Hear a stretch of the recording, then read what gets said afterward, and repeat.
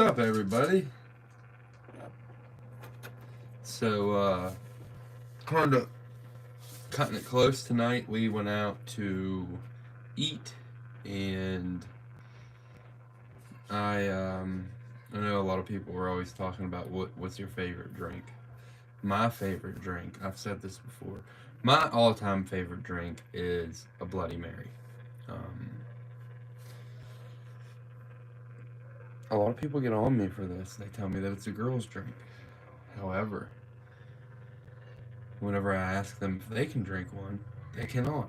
So I don't know how that's a girl's drink. But anyways, I love Bloody Marys. I feel like it's like a meal and a drink in one. So anyways, we go to this restaurant, pretty, you know, uppity place, and I order a Bloody Mary, and they ask me if I want it fully loaded. And me thinking fully loaded, I'm thinking, yeah, it's got some vegetables in it, some maybe a piece of bacon, you know.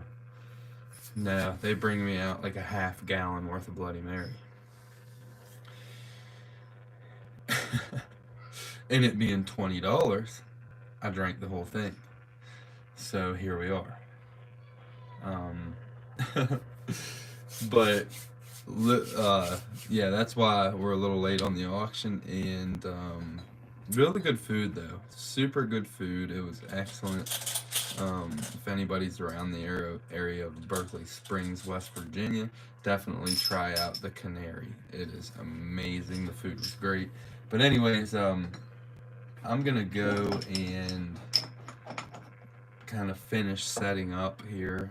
So I'm gonna turn you guys around and show you the turntable for a little bit. Um, Give you something to look at, I guess. Maybe.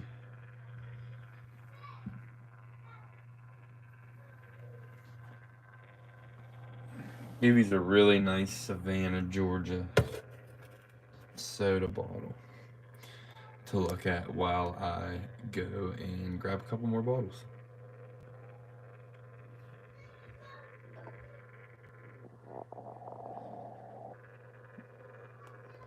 What's up, Chris? I will be right back very shortly.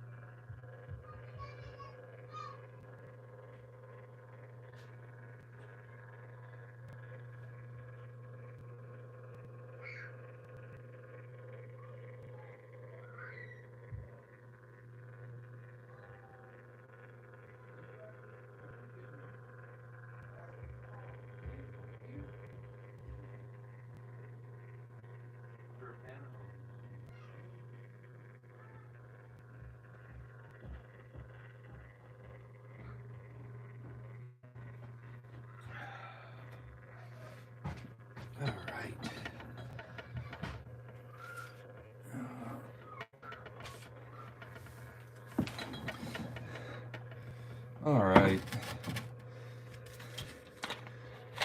We will get a... What's up, guys? We'll get a lag check here shortly. Jason, you are not in Frostburg waiting on me. Don't you ever lie to me again.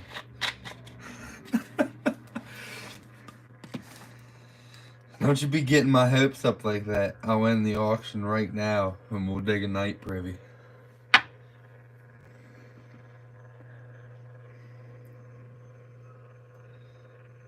No, you aren't. Don't lie to me.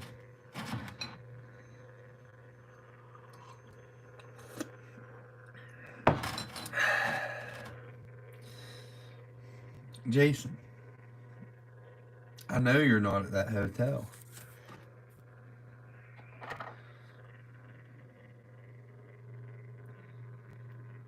You swear? You swear, Jason, on our friendship?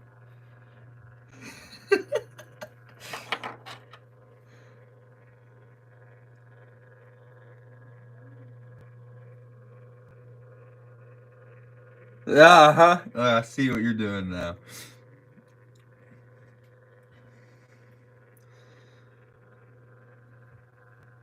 Here's what I have tonight, guys. I have only a couple things that are a little bit different. I don't know him real well, but there's a digger that is very close to my area. He hooked me up with some points, a couple arrowheads, and some Native American stuff.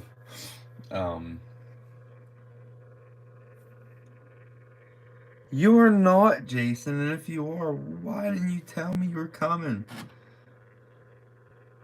What's up, Steve?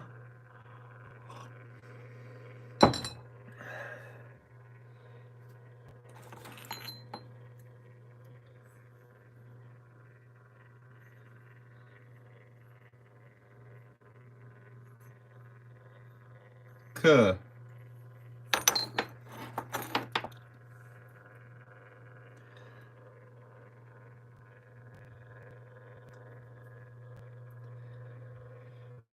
Like I said, here shortly we will run a lag check, but first I'm gonna do a little show and tell of something that I'm gonna run, actually.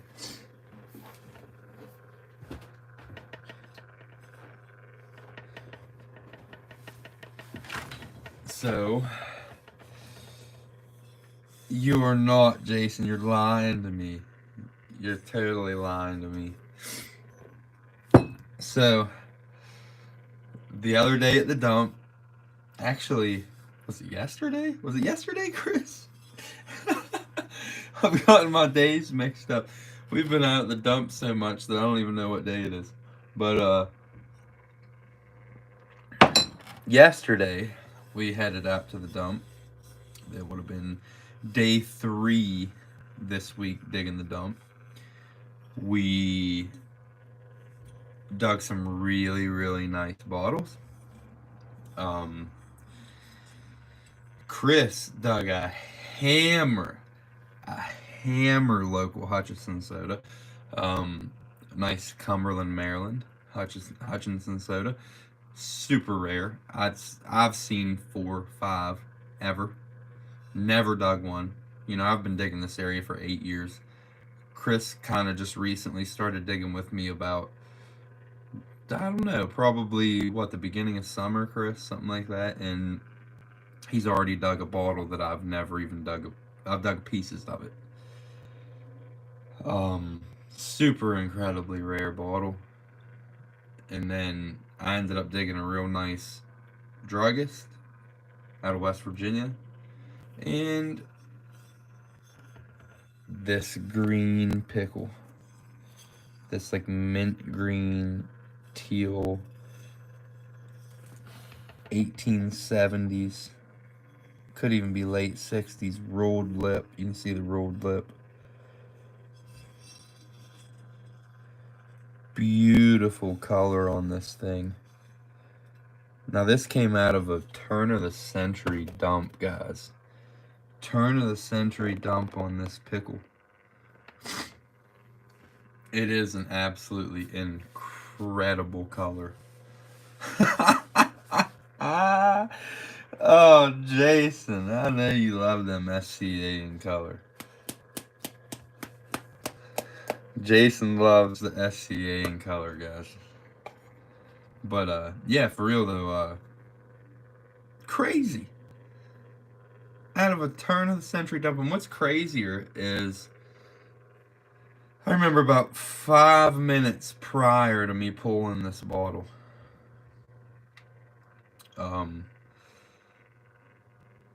I popped out this 1870s looking med. And I said to Chris, I was like, look at this. I was like, this is early. It was broke. I said, that's an early med. And then this came out. Now, I don't think we're getting into an 1870s or older layer, but I do think they did like a basement clean out in a house back then and threw out some stuff that was a lot older than, turn of the century. And that happened a lot. You can dig 1860s, 1870s, 1880s stuff out of a turn of the century dump. It is possible. Don't happen often, but it happens. In 8 years of digging bottles, I've not dug a green pickle. I've not dug a pickle anything but aqua. So, it's definitely an awesome dig for me. I've never dug a colored pickle. It ain't a cathedral, but it is a paneled pickle. And it's awesome. I mean, you don't see the colored ones very often in this style. They're usually always aqua.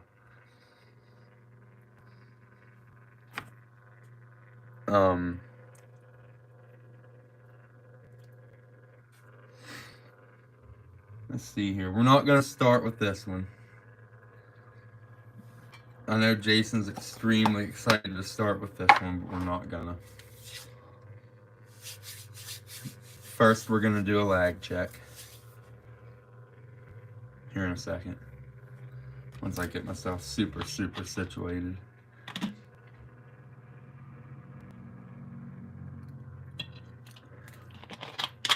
Jason, it'll be okay. You better not be in Western Maryland this weekend. I swear to God. But,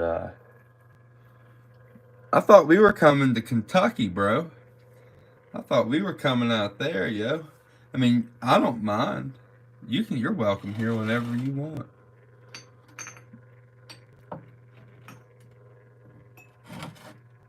You're my guy.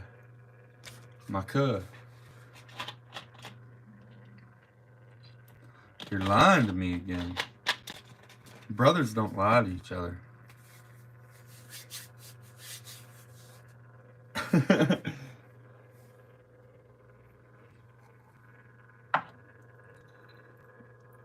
But alright. Let's do a lag check. And we're going to try to get the show on the road, guys. I'm going to put 2 minutes on the clock. If anybody that wasn't here for the beginning, that didn't hear, we went to a restaurant and I ordered a loaded Bloody Mary. I did not have any clue that it was going to be a whole family-sized Bloody Mary. It was expensive.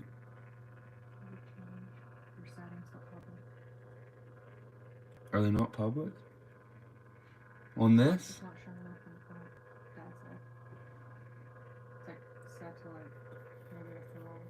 I don't know if it'll let me change it in the middle. No, it won't. There's something wrong with his phone. I mean, there's people in. I don't know what's going on.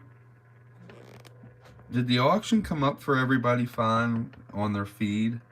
Because I've been having a problem with it switching itself to private on some of our videos. But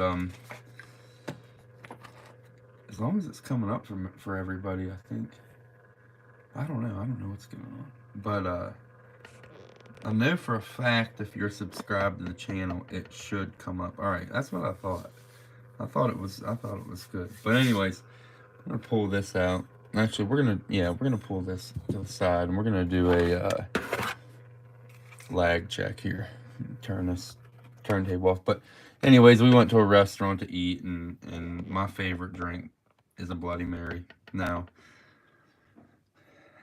I don't drink that often, but I love Bloody Marys, and I ordered a Bloody Mary, and they brought out a half-gallon mug of Bloody Mary, and I had to drink it. I mean, it was $20, so I drank the whole thing, and here we are. So, be an interesting auction. But no, I'm alright, guys. That was a very good Bloody Mary, though. Definitely on a scale of 1 to 10, I'm gonna give it an 8. But here we go. Starting lag. Everybody send in their lag check. Christine.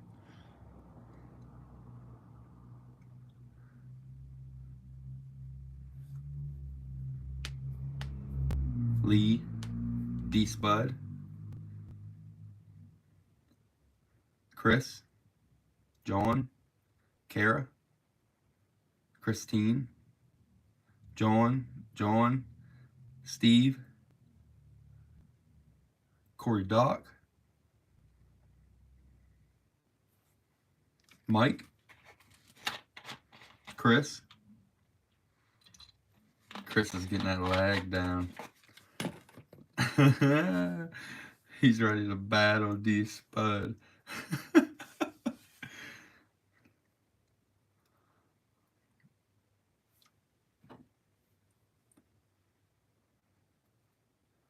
Feel free to send them lag checks as many times as you want.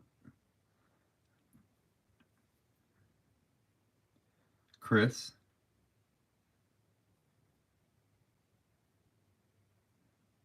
Lee. Christine.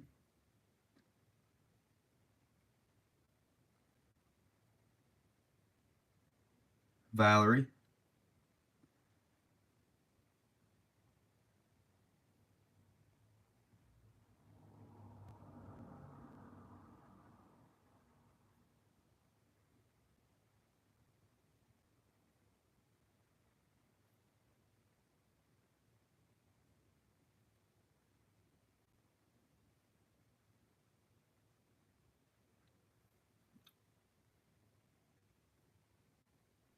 David.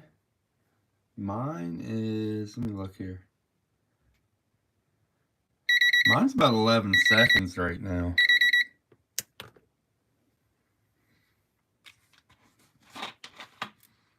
Oh man, Spud's on 5. He's on it, John.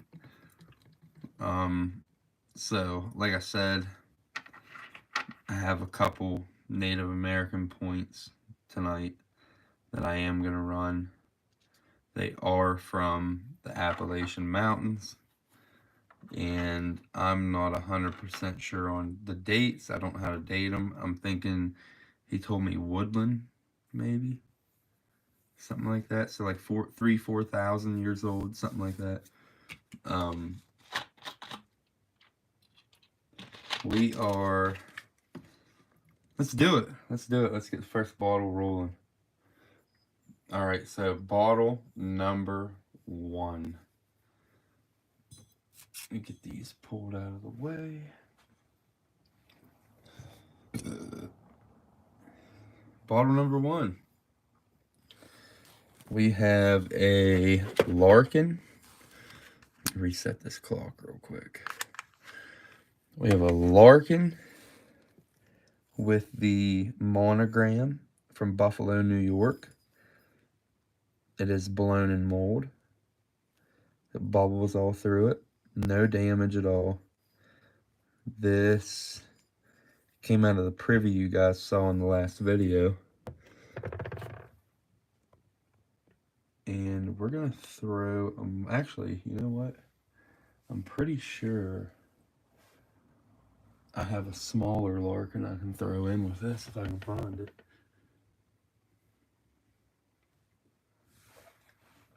Yeah, well,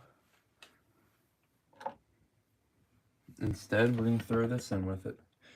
We're going to throw in a Major's Leather Cement. Also Privy Doug. Has a little chip in the lip.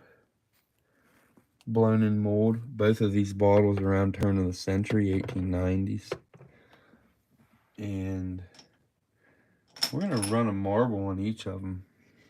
I'm going to run this, not too sure what it is. Some kind of agate, I'm guessing. We'll run these two marbles with the bottles. We're going to do a $3 start. $3 start.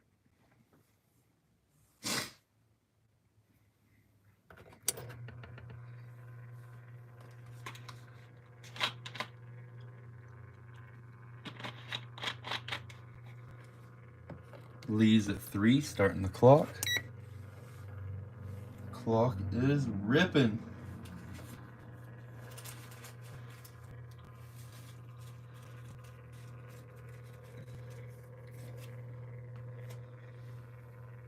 Gosh, guys, I'm telling you though, me and Chris has been digging some really nice stuff out of the dump.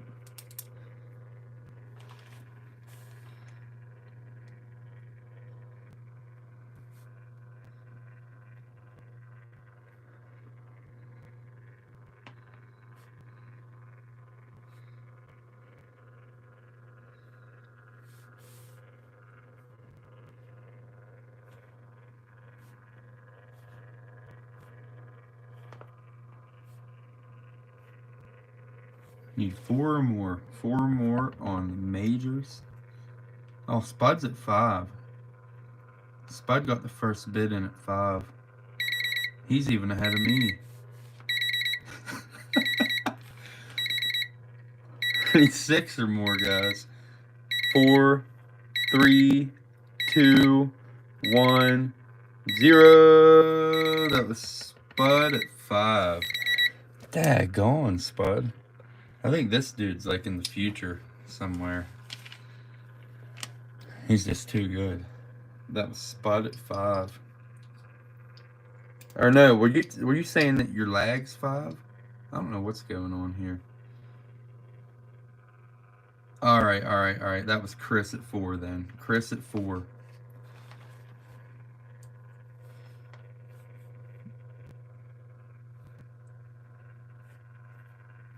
Alright, Chris.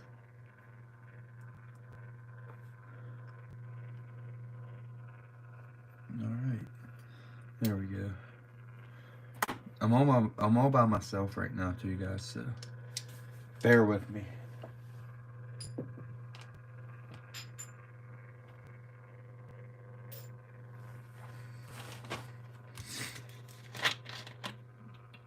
Next. What's up, Poofy?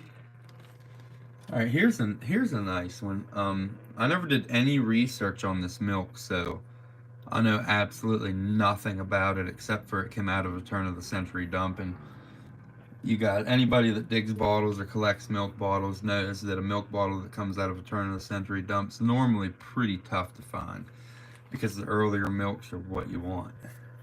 So this came out of the dump the other day. It says 351 Court Street, J.D. Moeller, and it's got a star. Inside the star it says BKLYN, which I'm assuming means Brooklyn. So we got a Brooklyn milk, a half pint. It does have a gash out of it right there. It ain't through, just a nick out of it on the neck. But it is a very early milk, you can tell there by the base, really.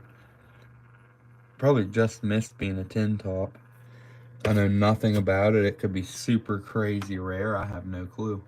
I didn't do any research on it. And we're going to start it out at $3.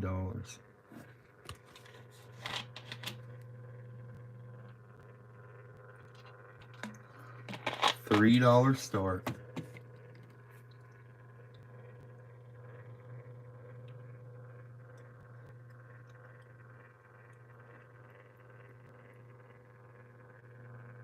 John's at 3, starting the clock. Need 4 more.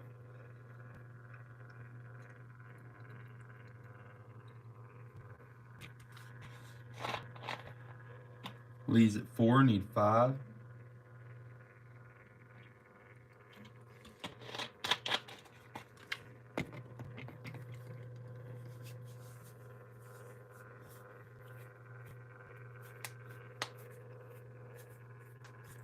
We've literally dug a handful of milks out of this dump too, so I mean, it could be something crazy.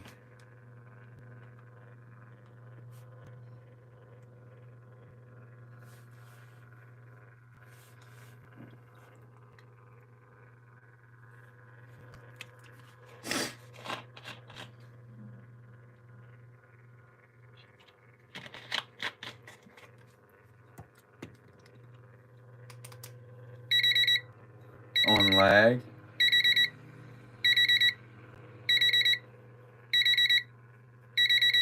Four, 3, 2, 1, 0. That was Lee at 6. Lee at 6 on the milk bottle. Nice, Lee.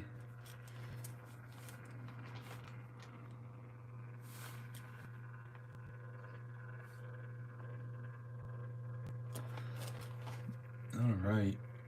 You know what? We're gonna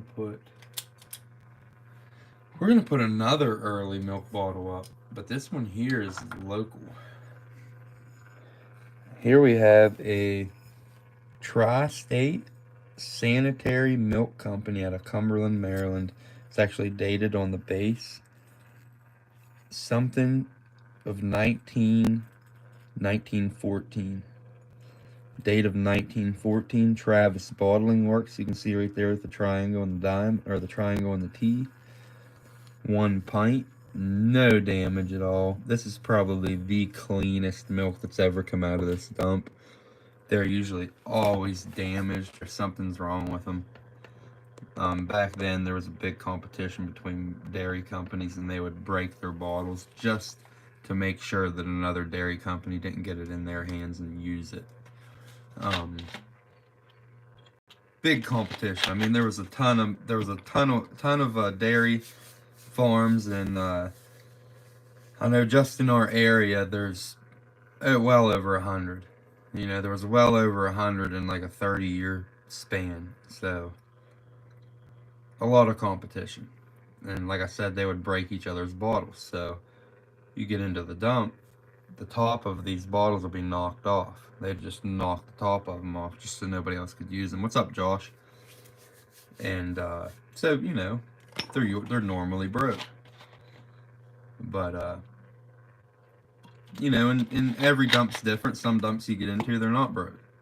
But the one we're digging now, they are. So this was a kind of a rare find for this dump. So we're going to start this out at $4. $4 start on the TriState Sanitary Milk Company out of Cumberland, Maryland.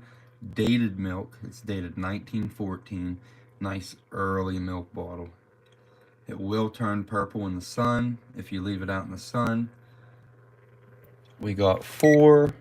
David's at 5. Needs 6. Clock is rolling.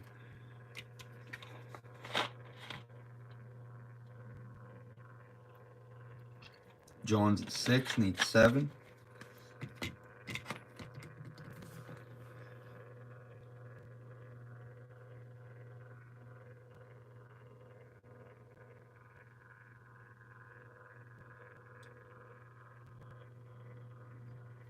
It's that super clean bottle.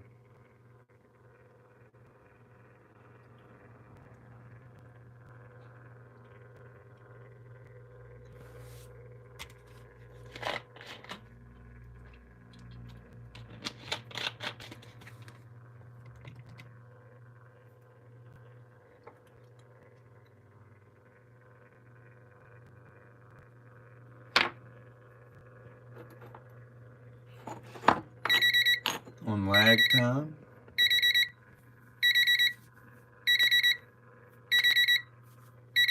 Five, 4, 3, 2, 1, 0. That was Urban at 8. It's David at 8. Nice. That's staying local.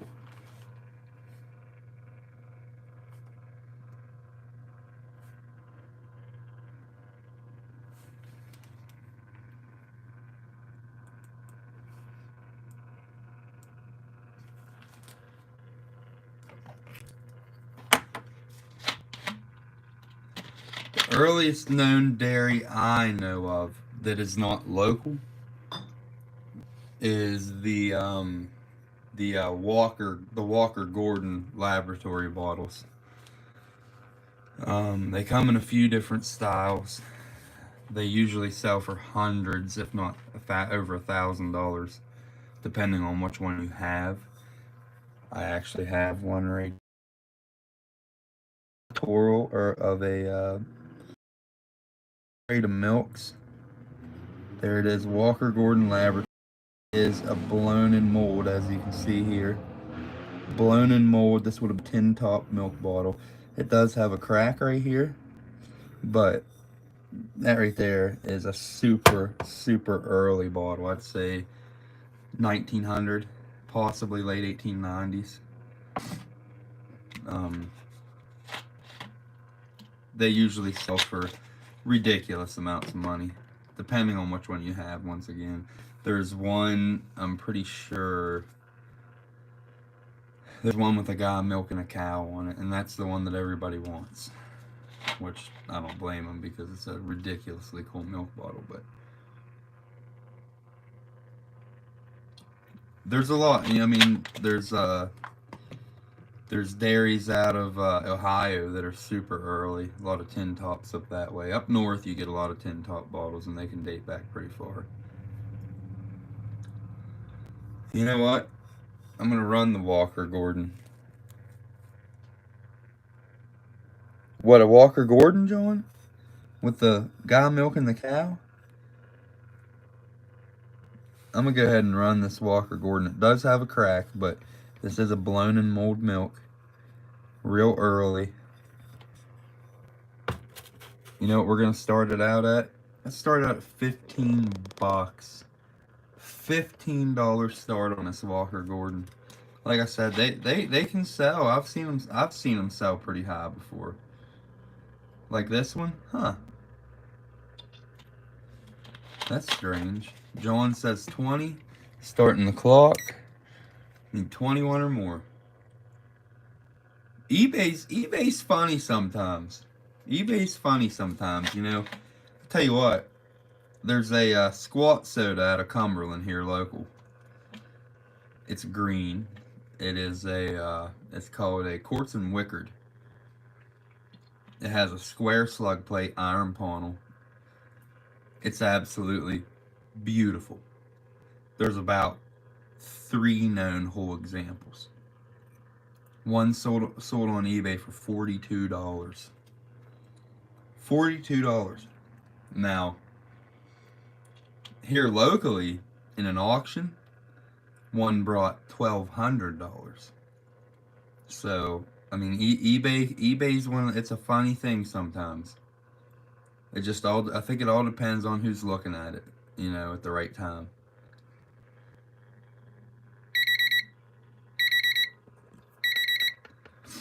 On lag time, 5, 4, 3, 2, 1, 0. That was John at 20. John at 20 on the early milk.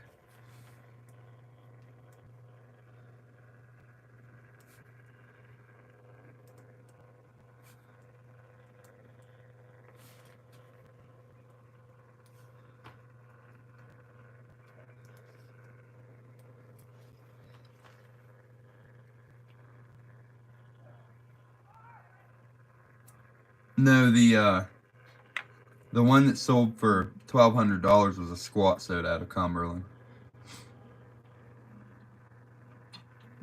And one actually sold on eBay probably like a year prior to that for 42 bucks, and it could have even been the same bottle.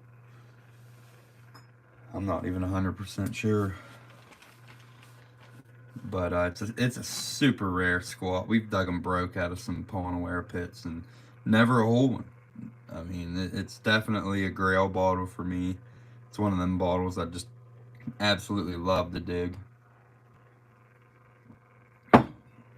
But we've yet to pull a whole one.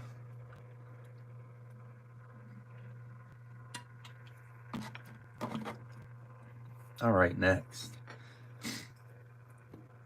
Alright, so here's a little combo. This is a pretty nice combo here. Oh, absolutely, John. It'll definitely turn purple. Here we have my wife's salad dressing out of Chicago with the strange, massive crown top closure. These are like teens, late teens, somewhere around in there. And then we have the small one, my wife's salad dressing. We don't dig these near as often as the bigger one. You don't see these near as often. Both of them late teens. You can see the size difference and the top's different. No damage on either one of these. You can do a $4 start.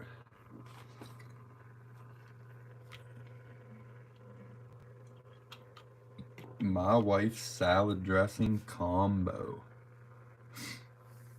1915, somewhere around in there on these bottles. John's at 4. Starting the clock. Need 5 or more.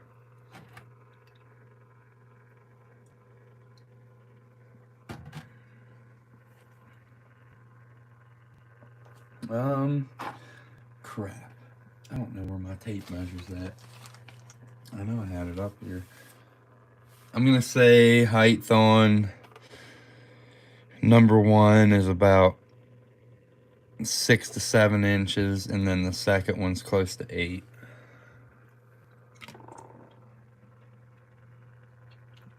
Probably 6 inches and 8 inches.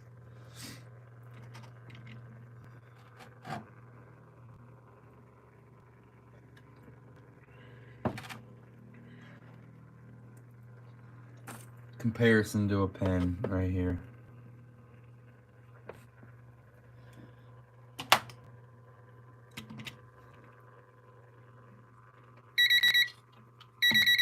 On lag.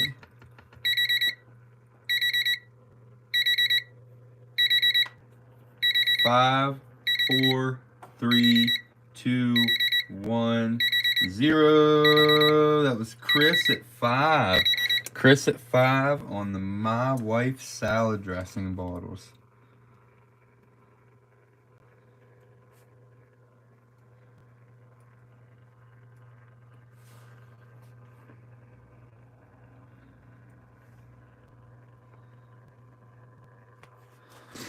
All right.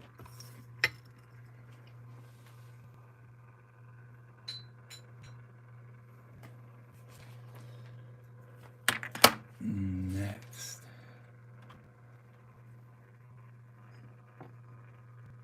Do another combo here. We're going to do the DDD. The, what'd you say it was, Chris? And a real nice Husband's calcined magnesia out of Philadelphia. Mint condition. No damage, just a little bit of, it was dug, so a little bit of dump scuffs on there, but clean bottle for being dug. Both of them around turn of the century. We're gonna do a $3 start. $3 start. We're actually gonna put marbles on these too. We got 2 nice marbles here. I can't put a marble on that one because it's gonna go in it. John's at 3. Starting the clock. Need 4 or more.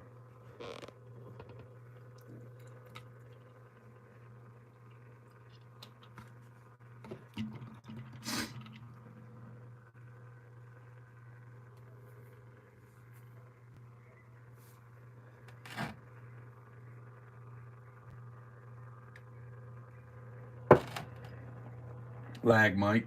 Spuds at 5.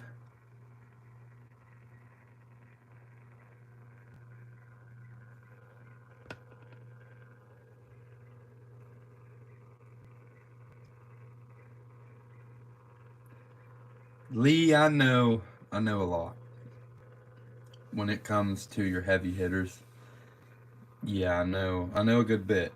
I know enough to where if I see a bottle that's early and I ain't never seen it before and it's colored, I can pretty much tell you that it's it's a killer.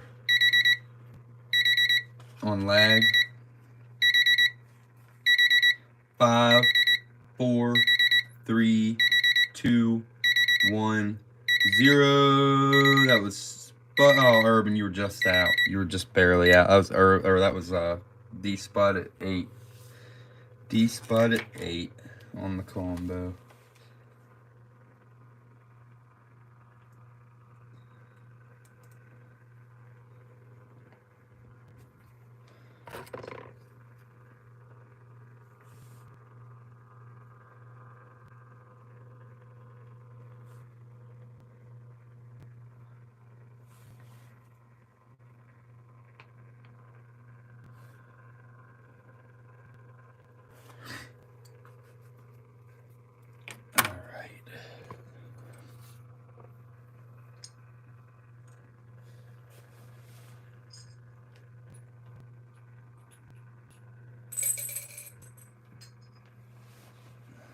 Next, we're just gonna keep popping off combos for now, and then I'm just gonna break bottles, I guess. All right, next combo. So here we have this isn't your small 3-in-1. This is your large size 3-in-1. I think these were gun oil bottles. 3-in-1 oil company. 3-in-1. Embossed on the sides. They are blown in mold. Around turn of the century. Nice large size 3-in-1. And to go with it, we're going to do a National Remedy Company out of New York. Also blown in mold. Both Dump Dug. And we're going to run marbles with them. And here's what we got to go with these. Real pretty blue. And do a $3 start.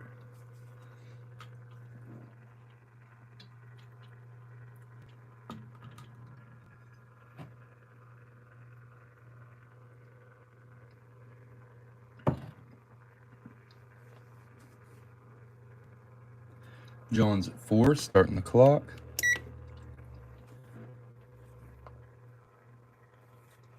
Need 5 or more. Corey Doc's at 10. Need 11.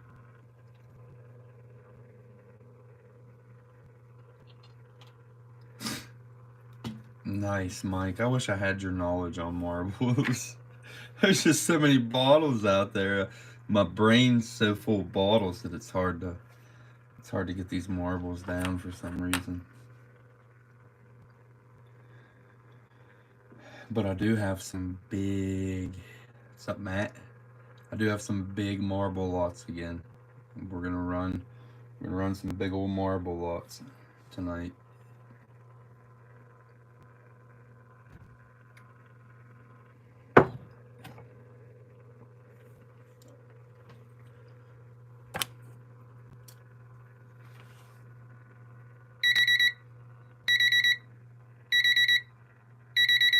On lag. 5, 4, 3, 2, 1, 0. That was D Spud at 13. D Spud at 13.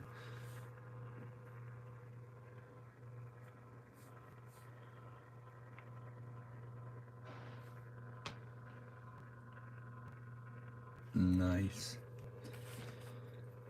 All right.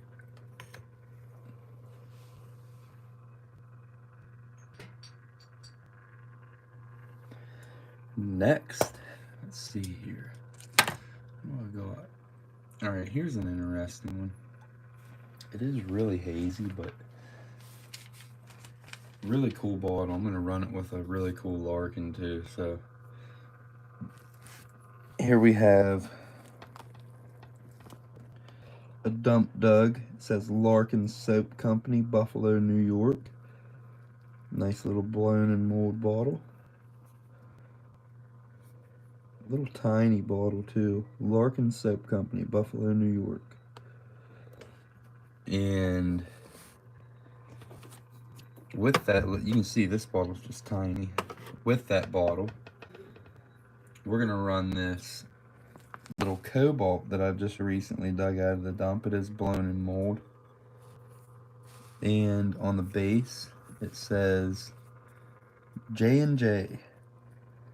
I don't know if that's Johnson & Johnson or what it is. It's definitely got some dump thickness to it, but it's cool. I don't think I've ever dug one before. J&J. Little cobalt blown in mold. And we're gonna run 2 marbles. Here's the marbles we're gonna run. Gonna do I think it's like the same combo as last time. There's the 2 marbles. That ain't gonna go in there, so we're gonna put that right here. And one on there. And we're gonna do a $3 start. $3 start on the Larkin Soap Company out of Buffalo, New York. Little cologne or perfume. And a J&J Cobalt, little blown in mold screw top. Chris is at 3, starting the clock. Need 4 more.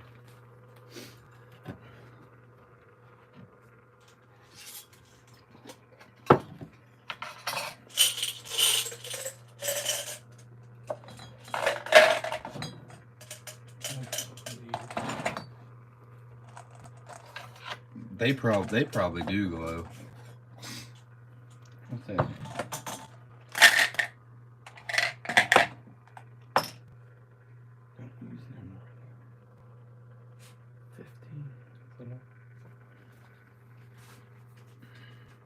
Don't use them.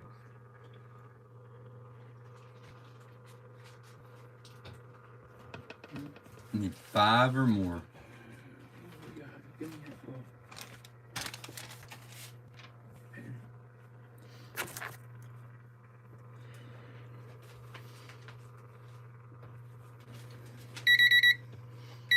On lag. No. 5, 4, 3, 2, 1, 0. That was Chris gets at 5. Chris at 5. Nice, man. What is it? A J&J Cobalt and the Larkin Soap Company. With marbles.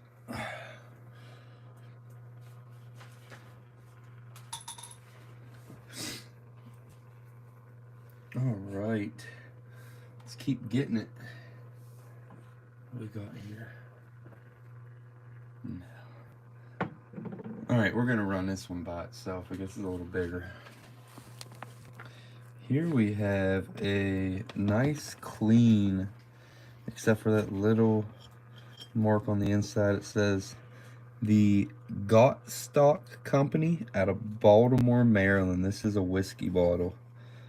And it says half pint, little half pint whiskey, around 1910, 1915.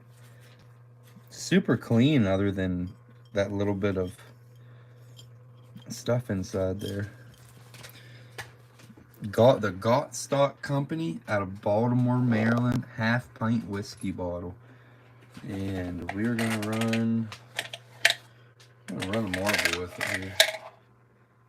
Here's the marble we're running with it.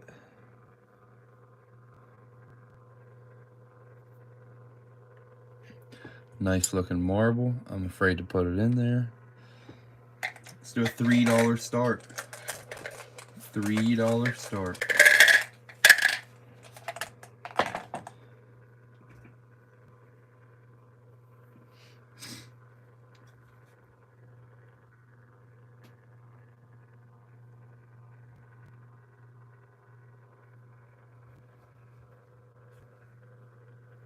Got chalk.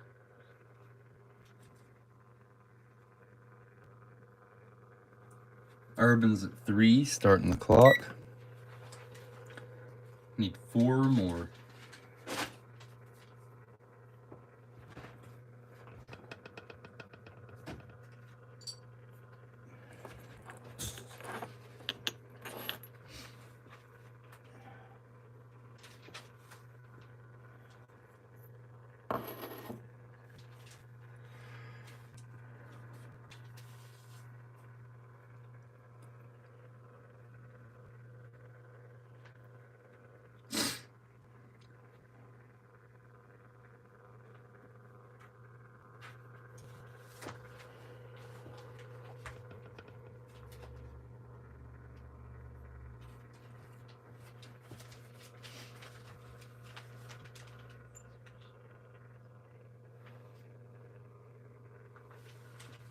5 seconds on the clock.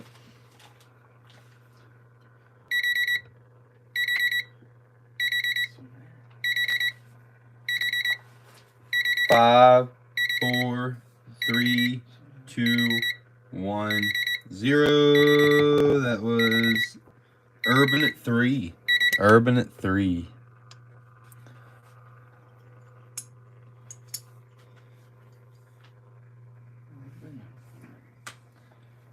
Next.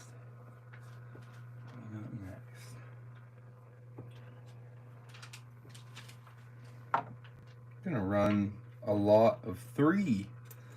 Nice little lot of 3 here.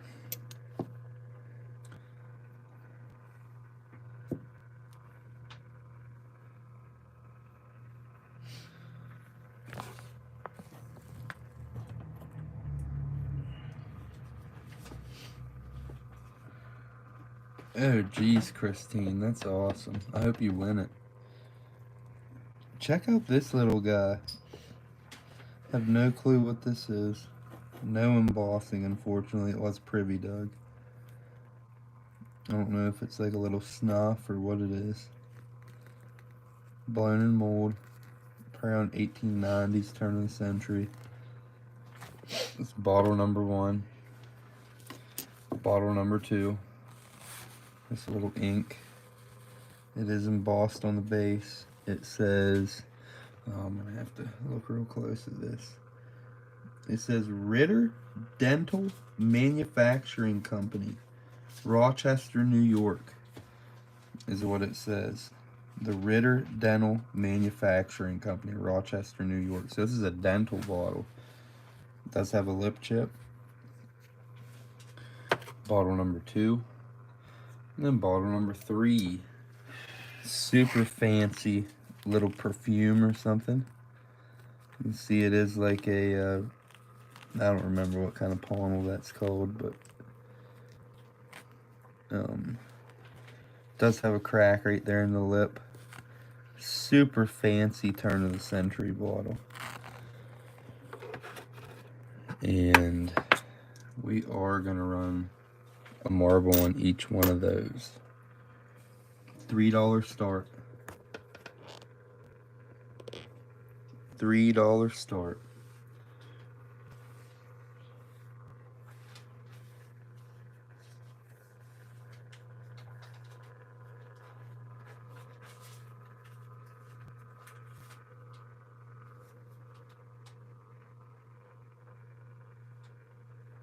Lee's at 3, starting the clock. Need 4 or more.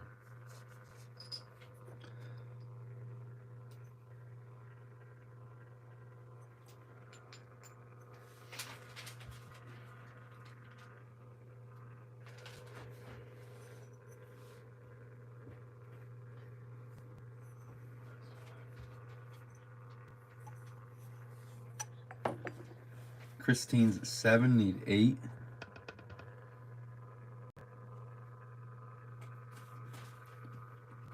Banana cat eye and a Peltier, or a crap, let's see here.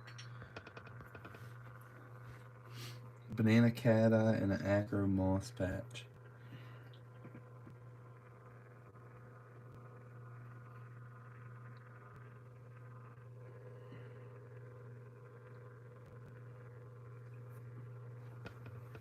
Need 8 or more on lag time.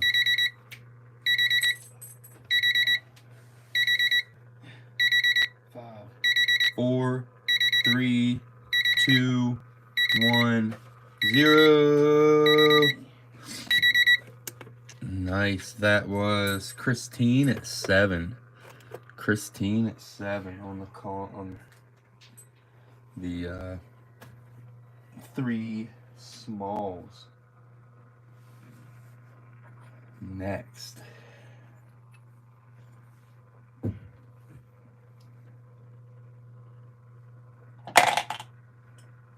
Alright, here we're going to do a little druggist combo. We have a really nice, it's a George Evans Apothecary out of Philadelphia. Nice 1880s med. Beautiful looking bottle. It does have one little nick out of it right there. George Evans Apothecaries. Maybe early 1890s. And then to go with it, we have a Liechtenstein's Pharmacy out of Cumberland, Maryland. And this one's got like a rounded lip on it. I don't think I've ever dug one like that. I probably have, but definitely not as many. And then 2 marbles. Marble number 1. And marble number 2. Hey. That magnesia bottle? No. What is that?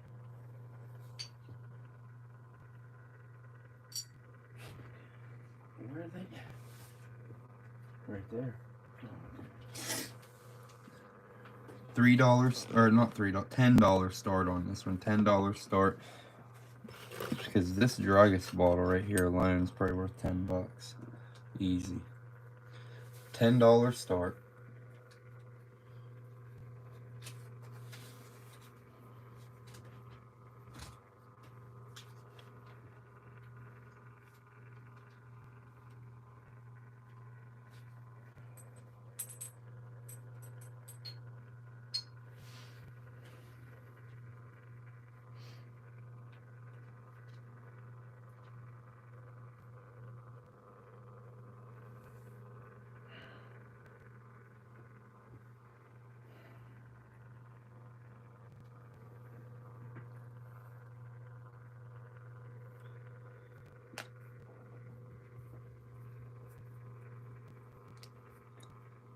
$10 start.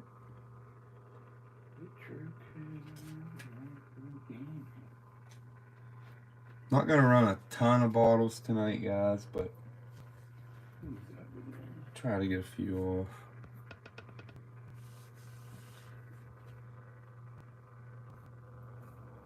Nobody on the druggist combo. I'm gonna go ahead and pull them.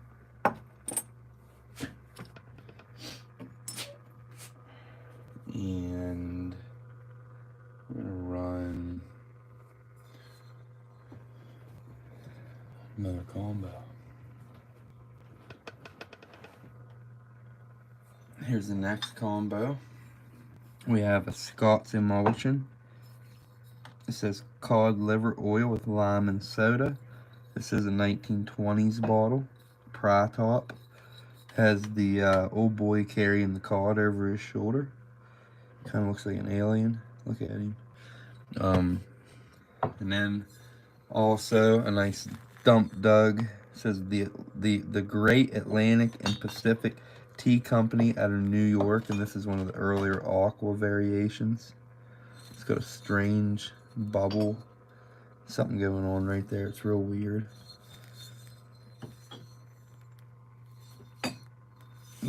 Bubbles in the back of it.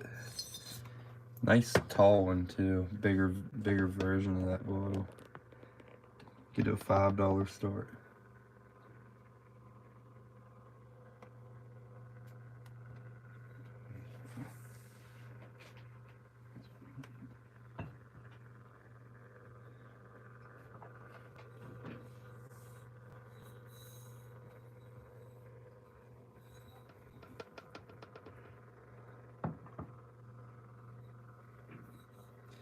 Corey Docks at 5, D Spuds at 7, starting the clock. I need 8 or more. 8 or more.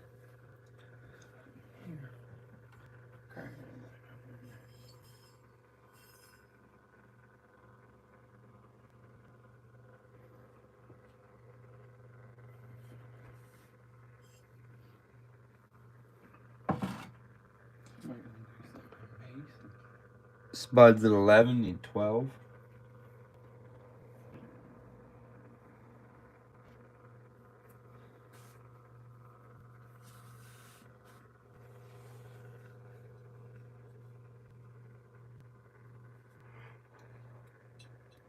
Christine's at 13, need 14. Spuds at 14, need 15.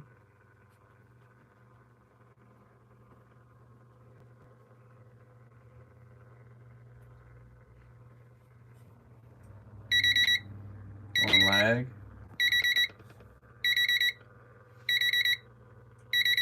Spuds at 17. 3, 2, 1, 0. That was Spud at 17. D Spud at 17 on the combo. Next, we'll run another milk bottle. Here we have the Cambria Dairy out of Johnstown, PA, and it is reverse embossed CD and script. No damage.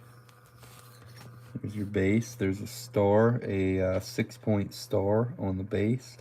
Looks like it's 1928. Usually that's the date. And we're gonna do a $5 start on it. Let's do a $5 start on the Cambria Dairy out of Johnstown, PA. This is a quart.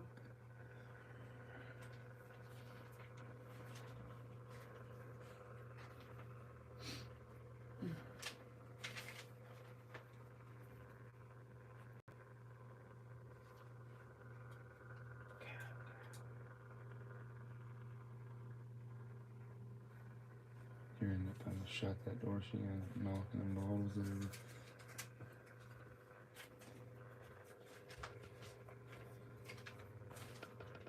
Sherry's at 5, starting the clock.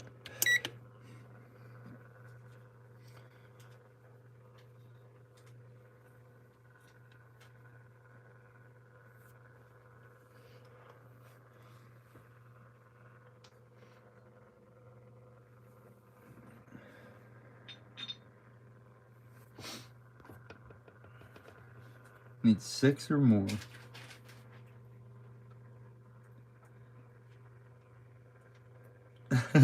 Spud lives in the future. I'm convinced now.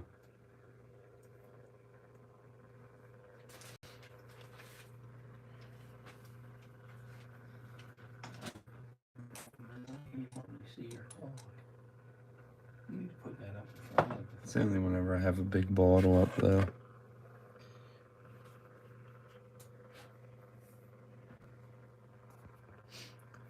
Six or more on the Cambria Dairy.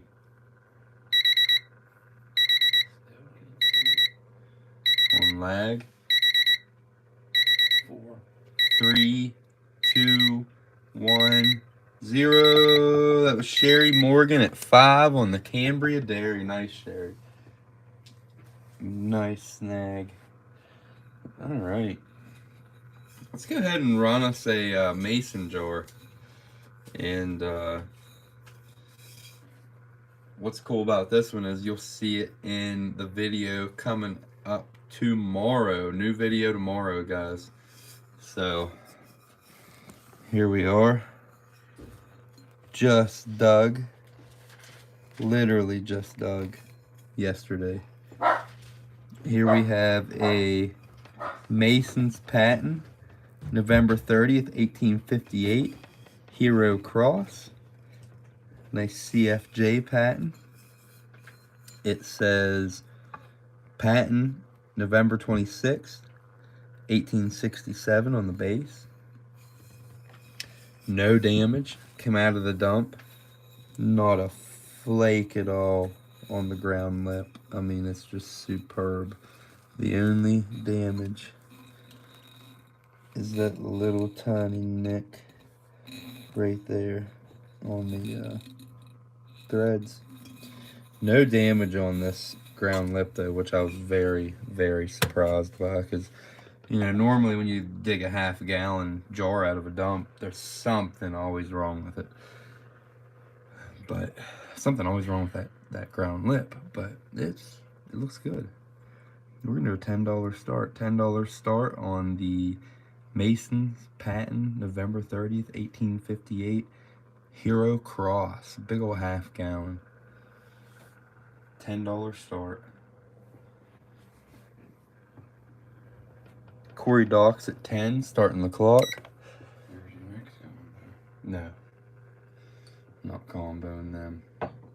They're hard to get, ain't they? I mean, they're not super hard to get, but not for this area, but for outside this area, yeah, I'd say they're not seen very often.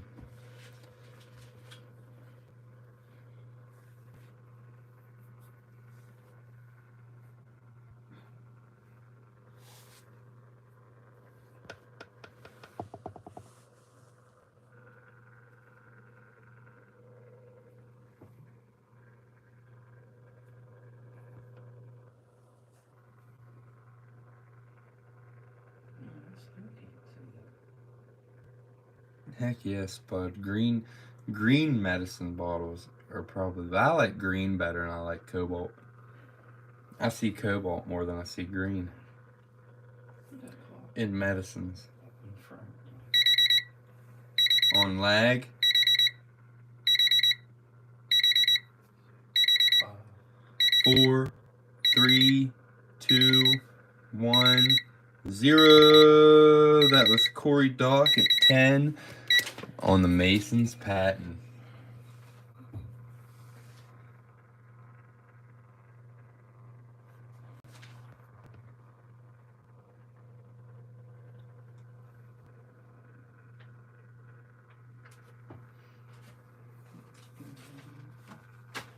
Next. Alright, so here's a nice labeled med. Nice amber. I'd say 1880s. Labeled medicine bottle. This says acidum something acidic acid something 30% CP acid. I have no clue, but that's what it says, and it looks like there would have been a label down here as well, but it is long gone. And it is, like I said, blown in mold, 1880s-ish, late 1890s, or early 1890s. Nice labeled amber med.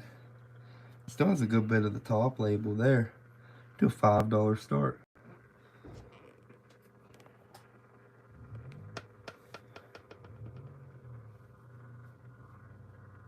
This was actually a basement found bottle. Found in a basement. Sitting in that basement for years.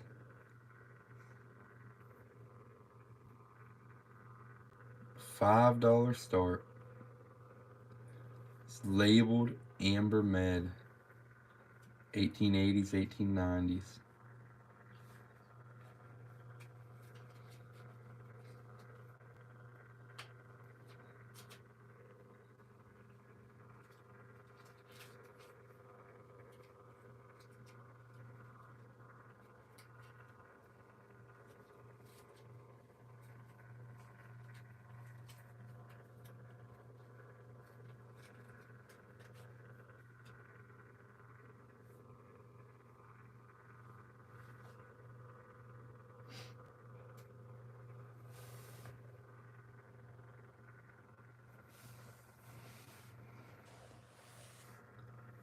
$5 start.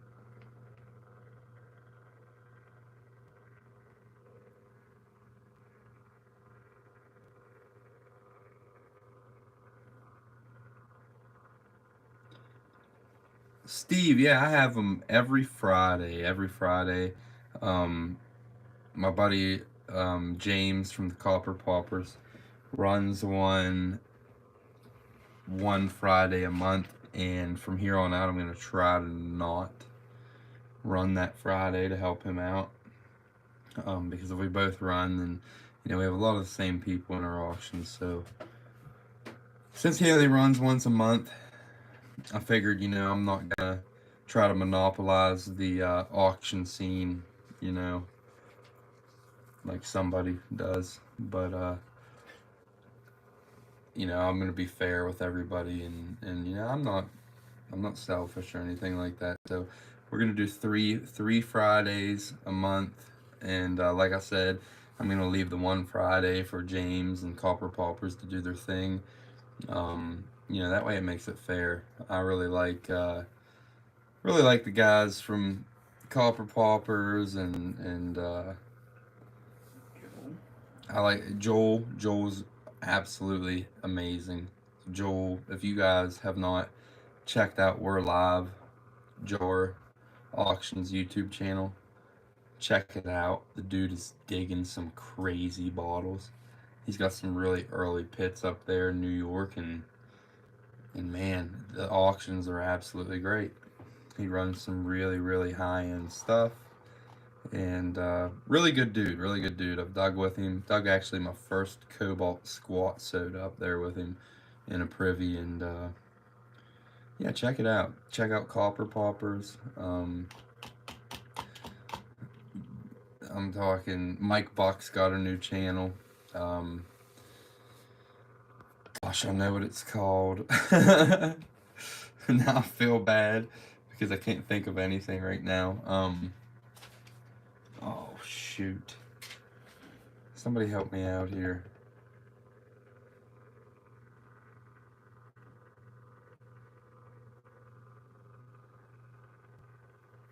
I don't know, but yeah. Anyways, back to the question. 3 Fridays a month. Yeah, We the People Outdoors. Check that out too. Mike Buck's digging some nice stuff as usual. Um, but yeah, there's a few guys running on YouTube now. It started off with Crick Diggers. I think we really set the pace with the YouTube auctions. We started running them, and I have nothing against other people wanting to run on YouTube for copper poppers and everything. I really like James, and I like the copper poppers. You need another. So I'm gonna try to not run whenever they do.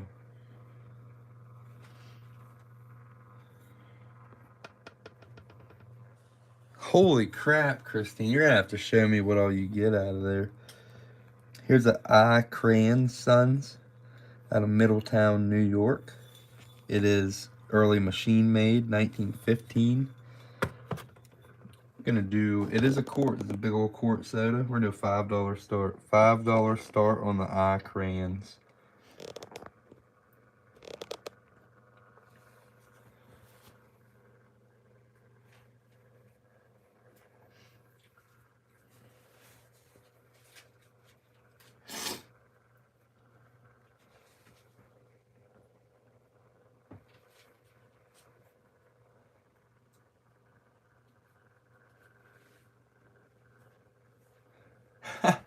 There's gonna be so much in there, Christine. It's gonna be insane.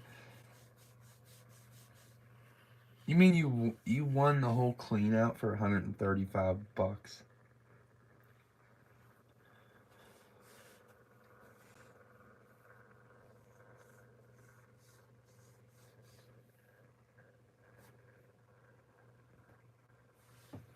$5 start. Court I Crayon Sons out of Middletown, New York.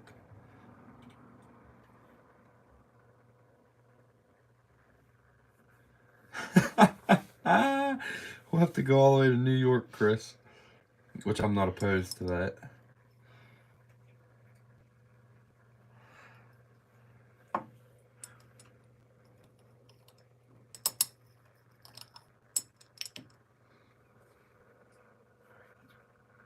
Alright. Pulling the eye crayons and running. Here's one Chris is gonna like. You just dug the amber one, I think. This is a Wimber Brewing Company out of Wimber, PA. Nice blown in mold. Crown top PA beer.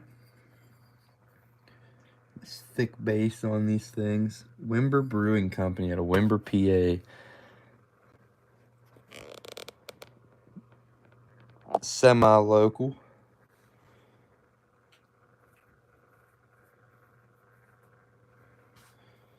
Let's do a $5 start. Wimber Brewing Company out of Wimber, PA. $5 start. Blown in Mold.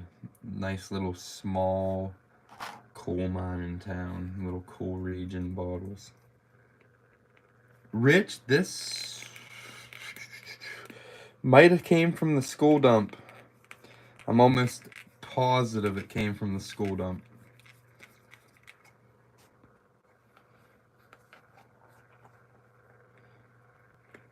Spud, actually, we have a guy that's local here, and anytime there's auctions that has fish and stuff, he snags it. He's there. He's there. Like, there's just no way to get it from him. This dude pays premium for that stuff, and I don't even try for it. Because I know I'm not going to get it. Chris is at 5, starting the clock. But we'll keep an eye out for him. Yeah, I'll keep an eye out if he ain't there. And anybody in here likes old fishing stuff, vintage fishing gear, lures, etc. We'll keep our eyes open.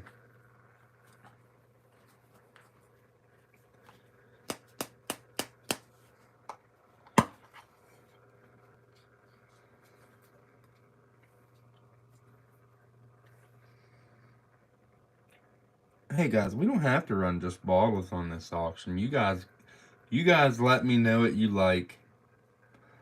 You know,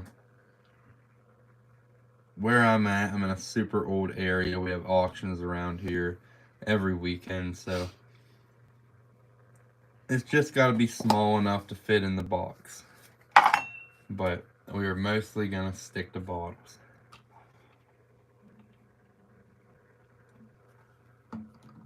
But I'm not opposed to running lures on lag. 4, 3, 2, 1, 0. That was Chris at 5. Chris at 5 on the Wimber. Alright, so now here's the Wimber number 2. Here we go. Here is an amber blown in mold. Wimber Brewing Company out of Wimber, PA.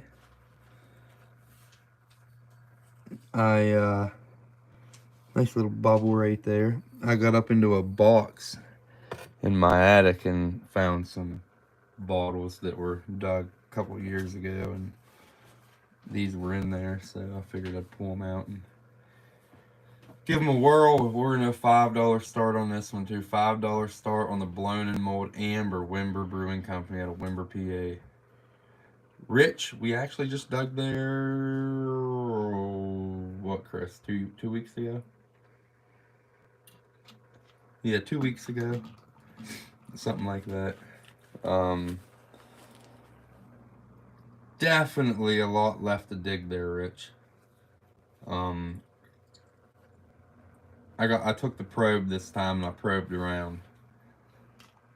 And I'm feeling a lot of dump left, about 5-6 foot level. Chris at 5. Chris is at 5, starting the clock. It was just a spur of the moment thing too, man. We were thinking about, we actually had a privy permission, and we didn't want to dig it without Billy. Billy was at work, and I didn't know what else to do. I was like, what do you want to do, Chris? And I said, we can go to Myersdale. And he's like, all right, let's go. So that's where we went. We packed up to Myersdale. We went, and we had like a 2 or 3 hour dig there. I dug a quart Myersdale beer bottle, and you know, some run of the mill stuff. Your Wimber. I don't think I got any Wimbers that. Maybe one. But I'm gonna Rich. We got an easy 5 foot in the ground at least. And the layer gets deeper as you get closer to them pine trees. It's weird. 5, 4, 3, 2, 1, 0. Got Chris at 5. We dug a It was called we were digging Michigan druggists, Rich. Druggist bottles from Michigan. One of them was it was called a Weather Flag Druggist. Out of, something Michigan. I can't even remember what it was now, but ended up selling that one in the last auction. But, yeah, just, stuff that shouldn't even be in there, in my opinion. I mean, it's just weird that it's even in there. Bottles out of Michigan. All right, next. Here we go. Here's a Jason F. McMorris out of Pittsburgh, PA. Jason F. McMorris out of Pittsburgh, PA. It does have a pictorial of a blob inside a triangle. It says this bottle not to be sold. 128 on the base. Really strange looking crown top. Blown in mold. Around 1905, 1910. We're going to start this one at $5. $5 start.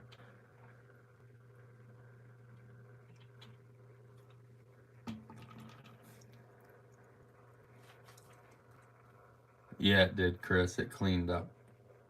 Excellent. Super nice. Sherry's at 5, starting the clock.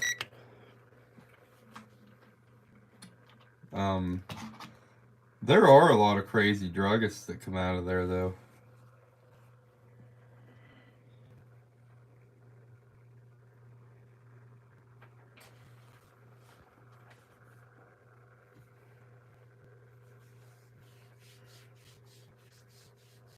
Nice, Rich. When was that? Was it recently?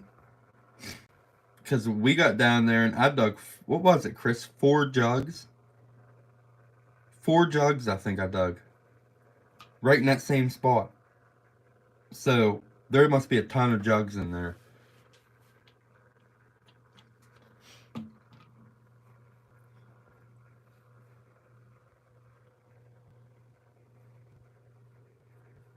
Doesn't that suck? Spuds at 8 need 9.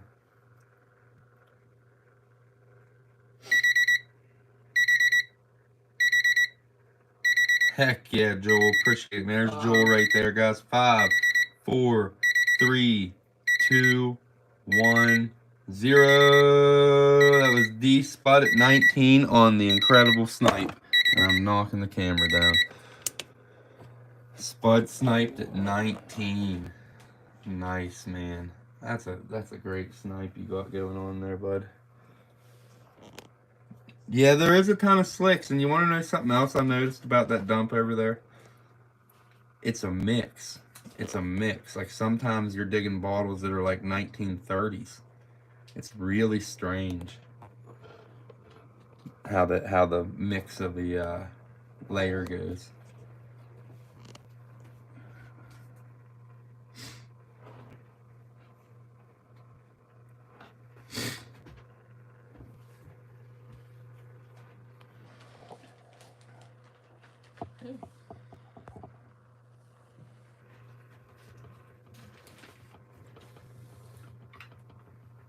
And the doll heads.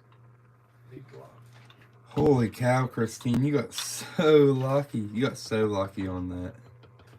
So lucky. That's insane. So next, this is a turn of the century candle holder. You see in movies, they're walking through the house holding their little candle. That's the only light they had back then. A nice little milk glass from Fancy. It is cracked, you can see. I'll show you the underside, show you the crack. It just kind of goes up along, kind of swirls around there. But how often do you dig these? This is the only one I've ever dug. Nice little finger candle holder. And to go with it, this is not a marble, but I thought it was really cool. This is also dump dug. It's a drawer pull. Little like porcelain drawer pull, and it's got an angel on it, a scarab. Or a cherub. How do you pronounce that? I don't even know. But look at that. painted on there. We're gonna put that on as well, and we're gonna do a $3 start.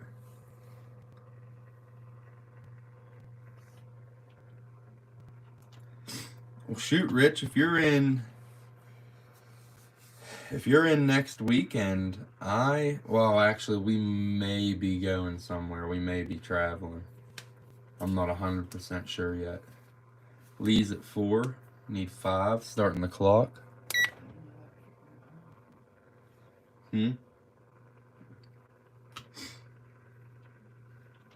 But,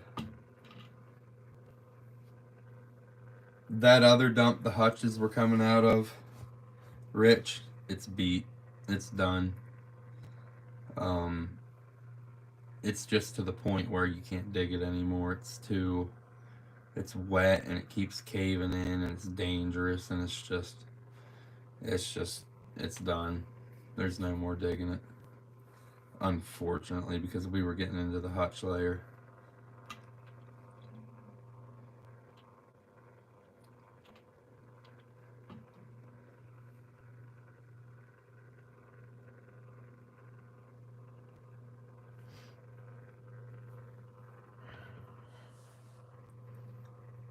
Well, we actually went back down to that river dump, Rich, and opened up a spot back up the bank a little ways, and it's still got glass in it.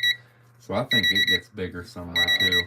4, 3, 2, 1, 0. That was Chris at 5. Nice, Chris. Nice snipe.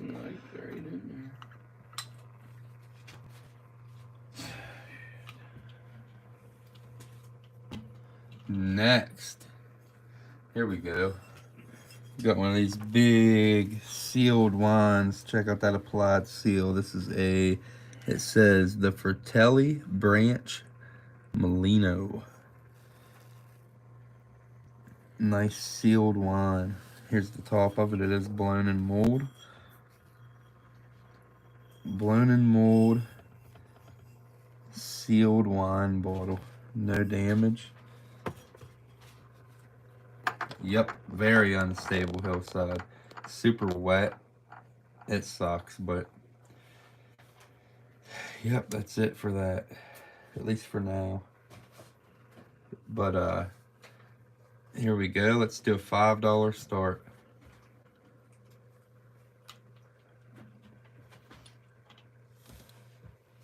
Oh, Rich, I'd love to dig another hutch dump. I'm gonna be honest with you. There's a spot in Salisbury. I remember I talked to you about it. It's close to the cemetery. And it's ashy. It's an ash dump and there's glass around it, but we never messed with it because it's close to a house. So we didn't want to get down in there and, it be their property or something like that. So we just left it alone.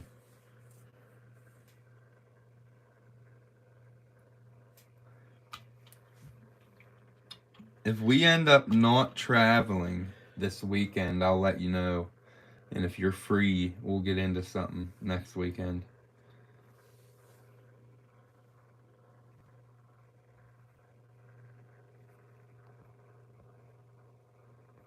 $5 start.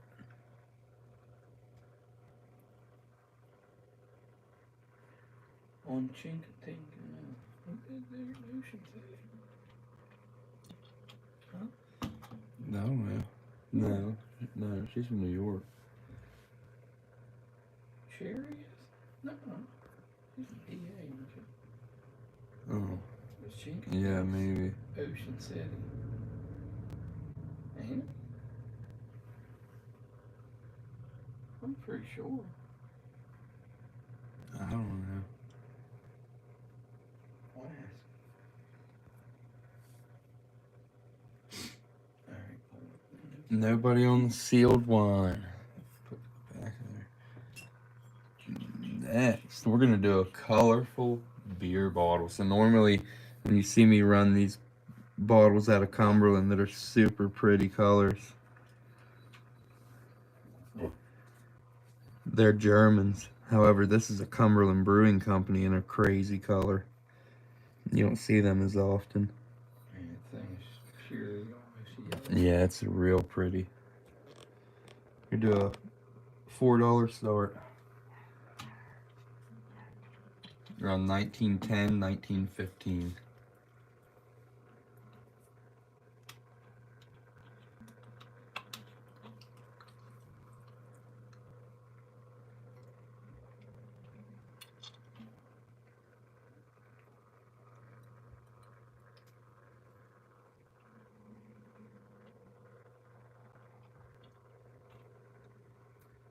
Rich said he thinks he can give permission on it. Yeah, that'd be awesome, Rich. We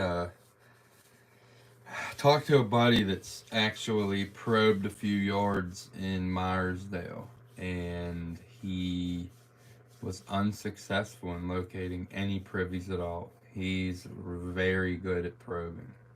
Um, I mean, sometimes they just put them places that are just real weird. I don't know, but we either way we need to definitely probe some places for sure.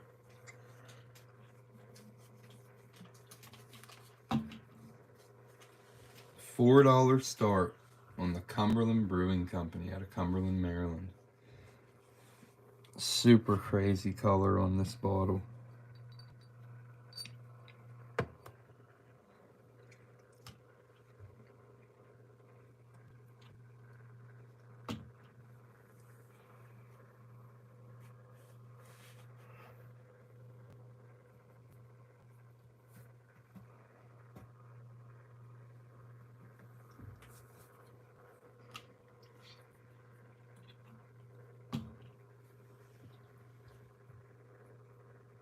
Okay, you go.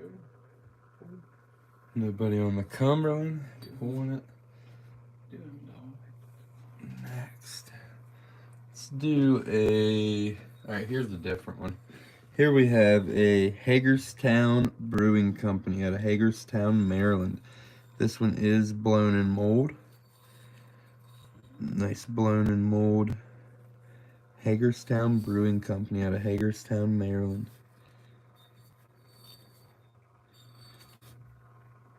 Gonna do a $4 start.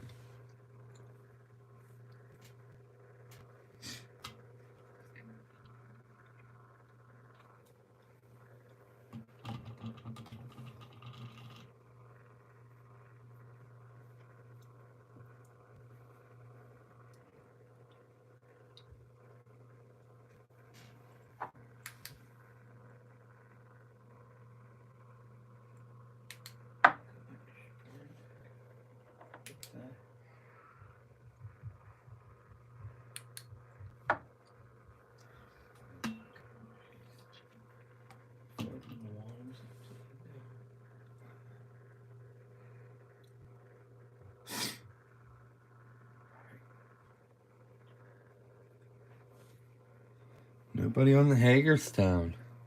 Go and pull it. Try another beer. All right, here's a Cumberland in a color that I can tell you guys right now I've never seen. This color of blown and mold Cumberland beer is strange. Check out the color on this thing. It's got like an olive green tone to it. Absolutely beautiful lady's leg blown and mold beer. Look at the color on that. This is the only one I've ever dug in this shade. You do a $5 start on it too. $5 start.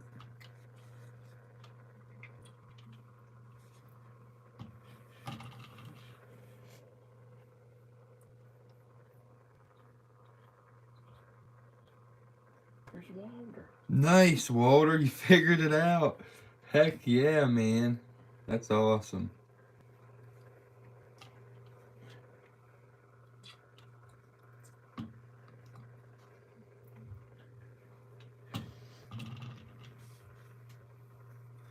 $5 start. Like I said, guys, this is blown and mold Cumberland beer in a strange shade.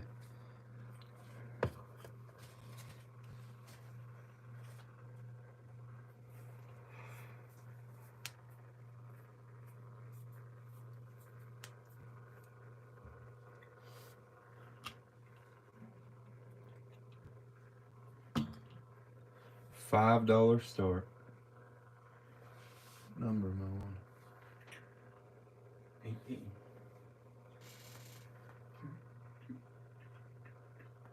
Urban's at 5, starting the clock. Need 6 or more. Really, really nice color on this beer.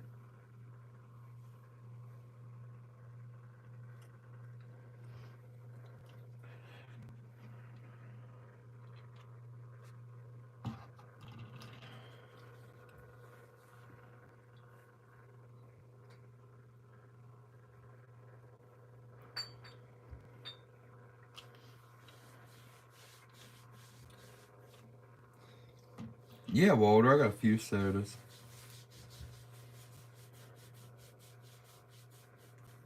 Yeah, Colton, if you want to, you can actually add me on my personal Facebook account and send me, or you can either do, you can follow the Time Travelers on Facebook if you're already not, or you can just add me to add my personal Facebook account and send me pictures of it, and yeah, I'd love to help.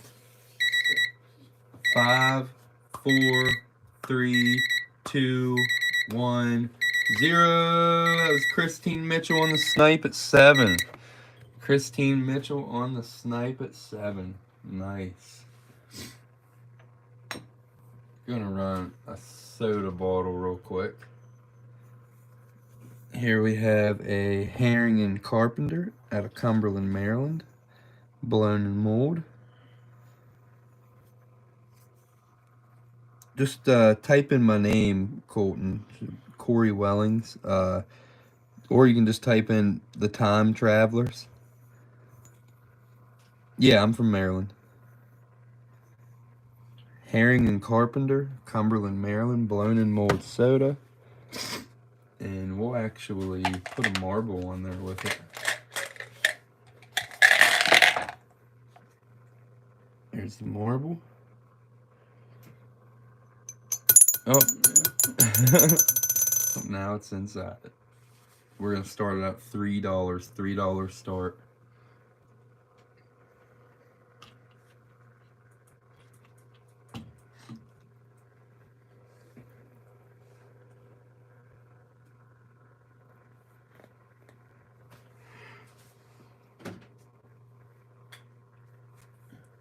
Walter's at 3, starting the clock.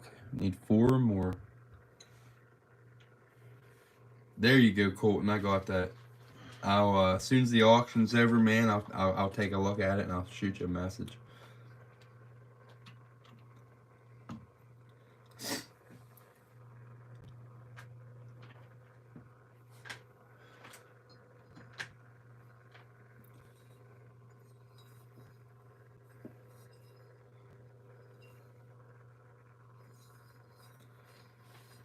$27 seconds.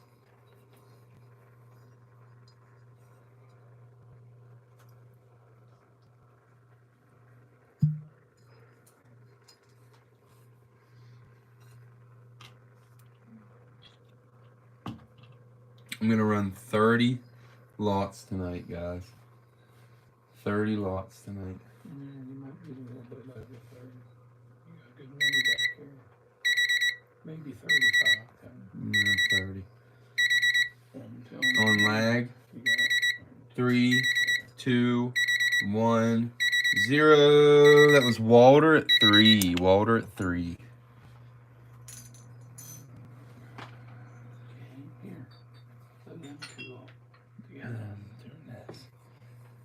Alright, let's do a flask combo.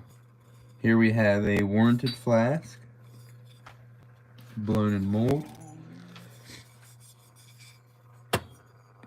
and a slick aqua strap side flask, a little earlier, early 1890s on this one. The other one's around turn of the century, about 1900, 1905, somewhere around in there. We're going to do a $3 start on the combo.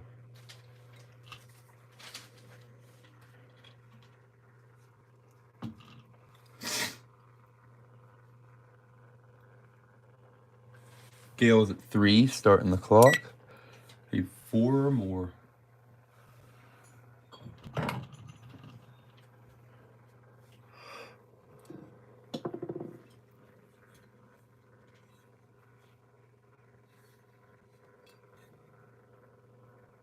Spud's at 5, needs 6.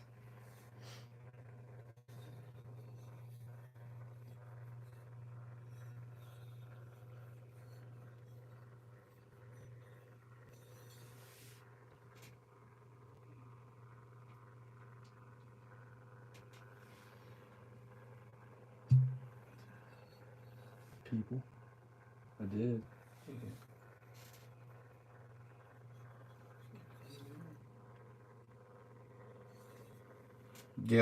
Corey's at 7, need 8. Spud's at 8, need 9.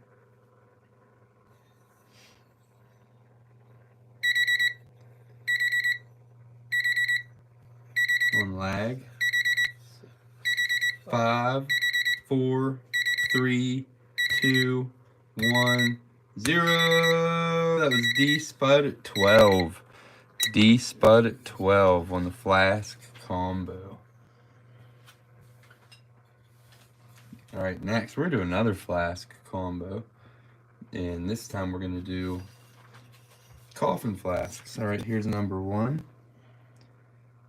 Nice 1880s, 1890s coffin flask. And you can see the mineralization swirls all over the glass, which I think is really cool. And then here's your large one. This is a big quart coffin flask, and it does have a little scrape right there and a little scrape right there. Other than that, nice looking bottle, and it's big. It's a big guy. Do a $5 start. 1880s, 1890s coffin flasks. Nice combo here. Gale's at 5, starting the clock. Needs 6 or more.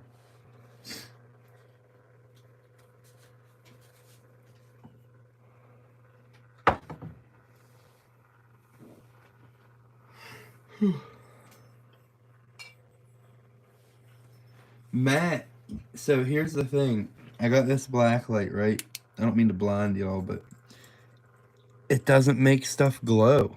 It just makes like neon stuff Then glow. you gotta turn the light off. I got the wrong one. I got the wrong black light. Somebody was telling me you got to get something different. I don't, UV something light. I don't know, but I got the wrong black light. And it won't make anything at all glow except for some marbles. So, I think you gotta turn your light off up there. Yeah. no, trust me, I know how that black light works. And that ain't it. I bet you turn that light off. They will. Spot spotter from Petco. I'm gonna have to check that out. 3. 2, 1, 0. That was Gale at 5. Gale at 5. Gale Hightower at 5. Nice, Gale. Heck yeah, man.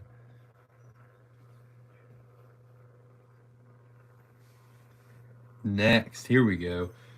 Here's a nicer one. So, you guys have seen probably many of the poisons dug. Check out this guy. This is a large size. Look at the size of this poison.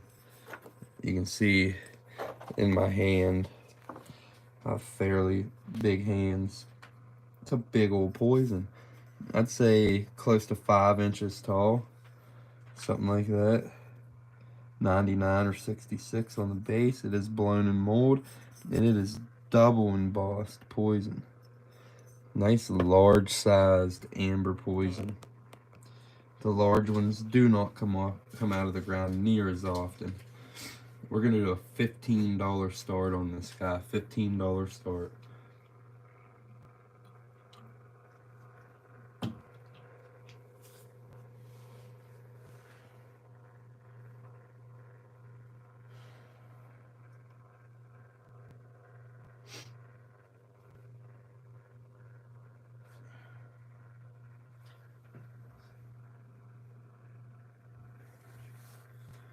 John's at 15.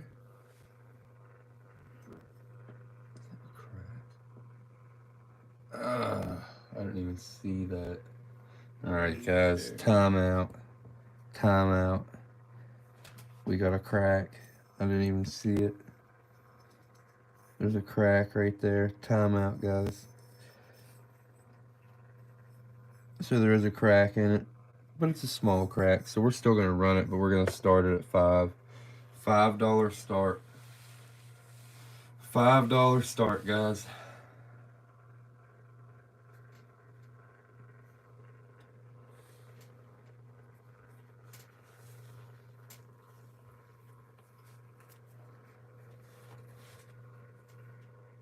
Chris is at 5, starting the clock.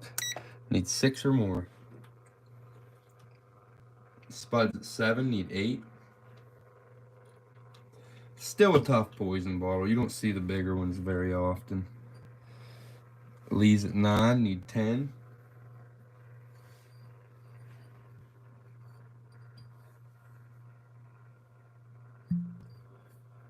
You put it under this light right here, you see everything. You know, hit them cracks that you didn't see one time, you see them. They stand out like a sore thumb.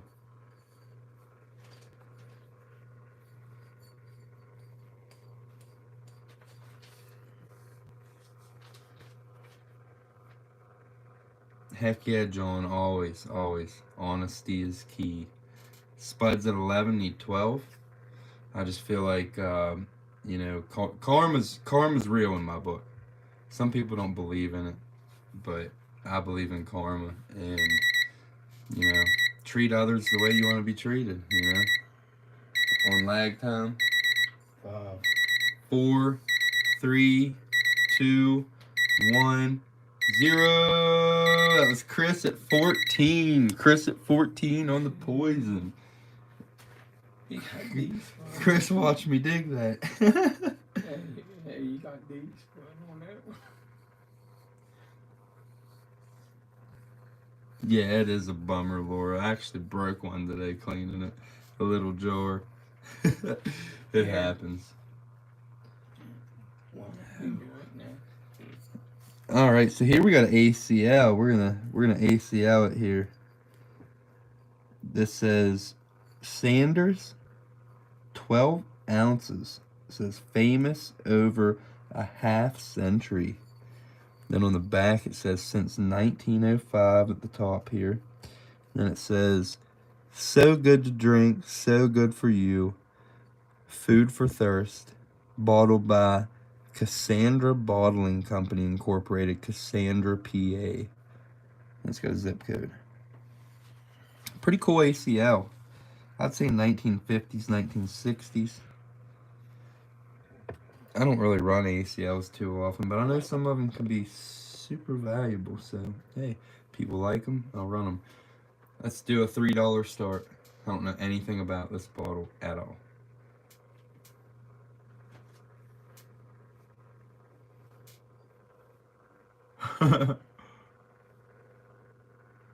No, Colonel Sanders.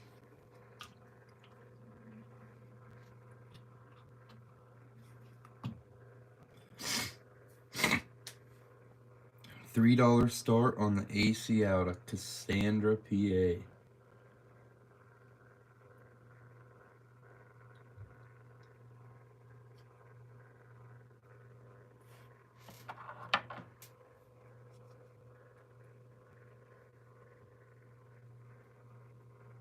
Yeah, it does.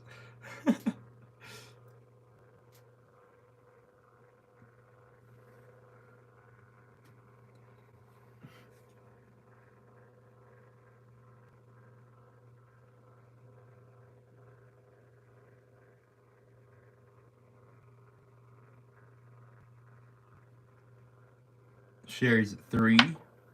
Starting the clock. Need 4 or more.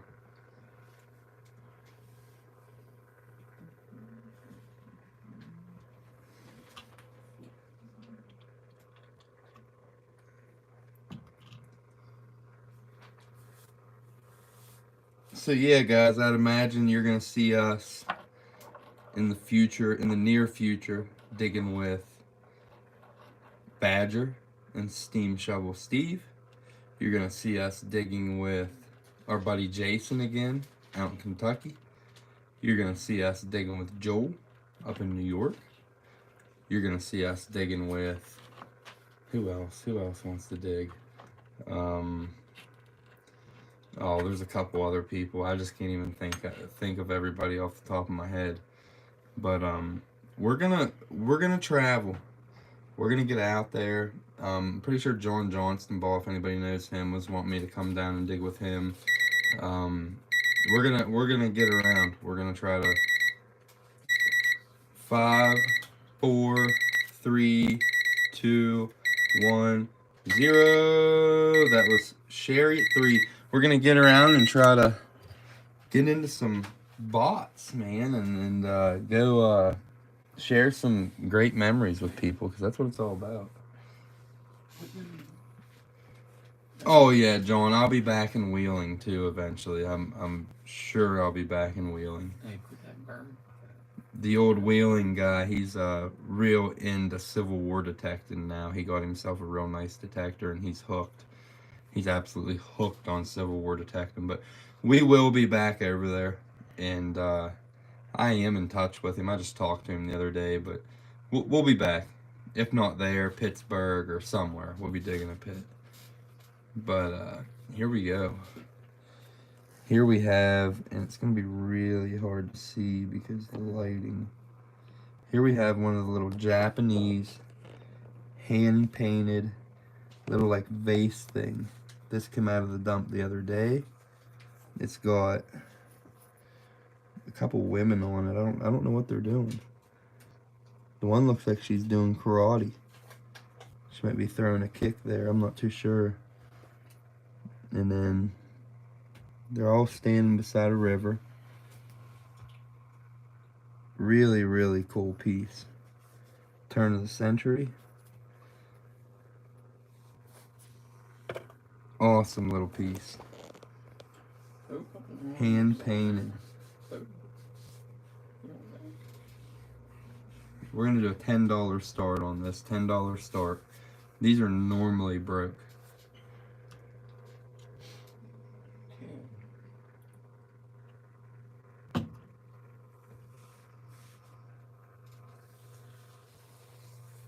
$10 start on the hand-painted little Japanese.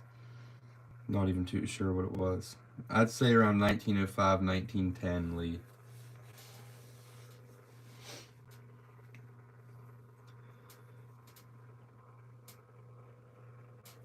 Just dug out of the dump a few days ago.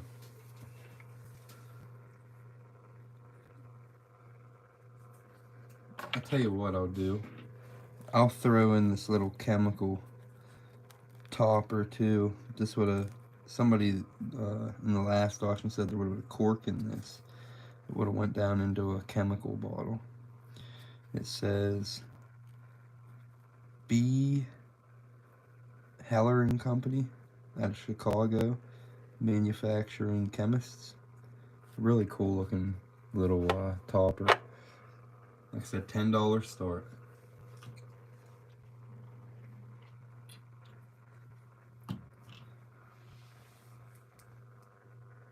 Water, there isn't, but in my experience, actually, in my experience, I would guess nipping.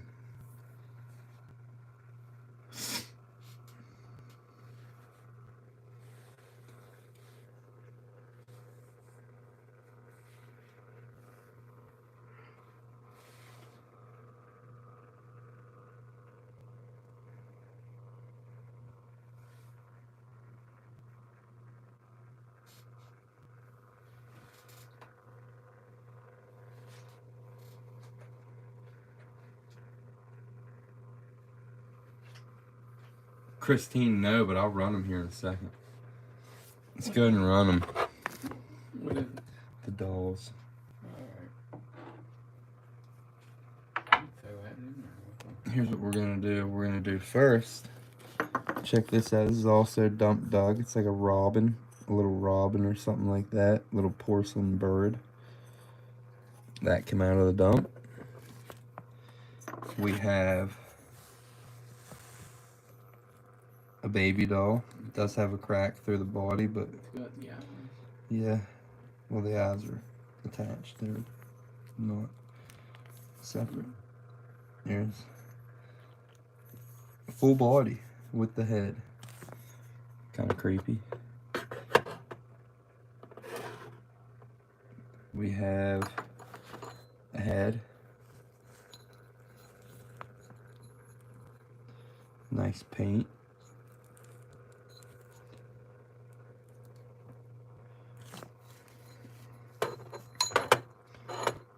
And another whole body one.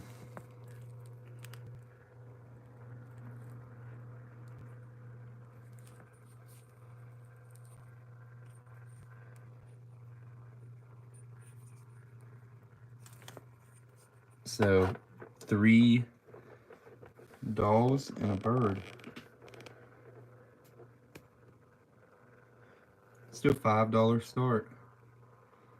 $5 start on the dolls.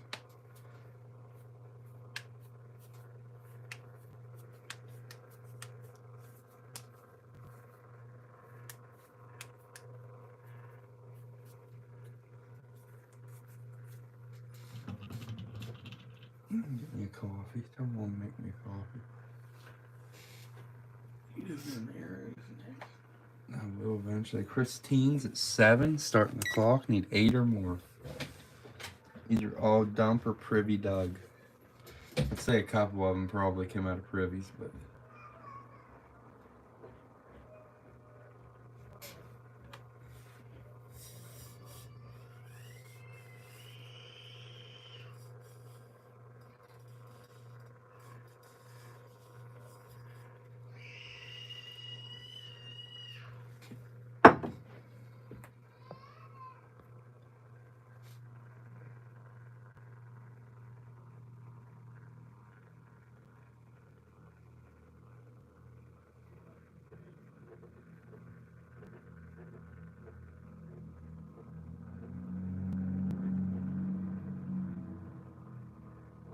10 seconds on the clock.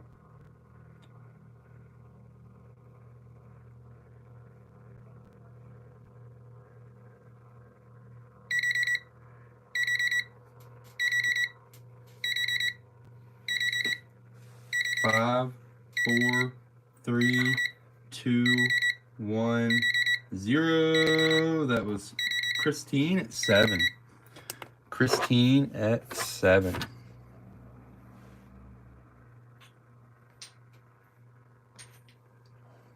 All right. Yeah, they are. They're real good at keeping secrets. They're just a little bit creepy. All right, here we have a really, really pretty. This is the Piso Company. This is trademark Piso Company and Hazeltine and Company. 21 or something on the base. Has a little bit of the contents, the original contents stuck on the side there. I did not wash that out on purpose because I know some people, everybody knows that this stuff had cannabis in it. So there's some of your original contents stuck to the side there. It is blown in mold. The Piso Company. Nice green. 1905-ish. Medicine bottle. Pat Med. So we're going to start it out at $8. $8 start on the Pisos.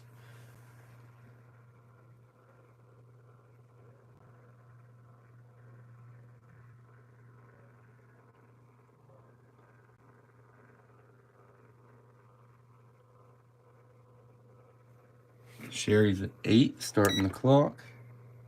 Need 9 or more.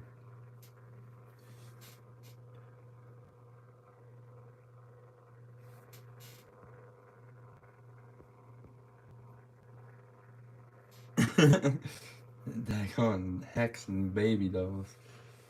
Walter's at 9, need 10. Walter, I actually didn't bring a ton of soda bottles out tonight because I don't know why. I just didn't. In previous auctions, whew, yeah, I've ran quite a few sodas, a lot of squat sodas, a lot of different stuff, but I do have one hammer. I have a hammer with me tonight, soda bottle, so we will be running it. And I'll actually pull some other hammers that I've ran in the past out and run them. So we'll see what's up. Spuds at 13. 5, 4, 3, 2, 1, 0. That was Sherry Morgan at 15 on the Pisos. Nice, Sherry.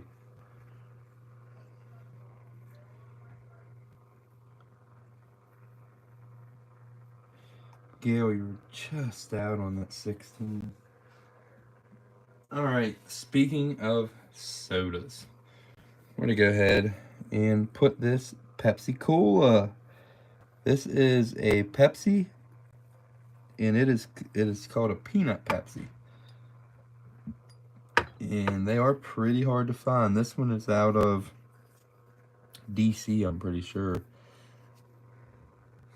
Could have swore it said on it, but maybe it don't. It does not. It just says Pepsi Cola, trademark. 1920s. Peanut Pepsi. Do a $40 start. $40 start. It's a really nice bottle here, guys. $40 start on the Peanut Pepsi.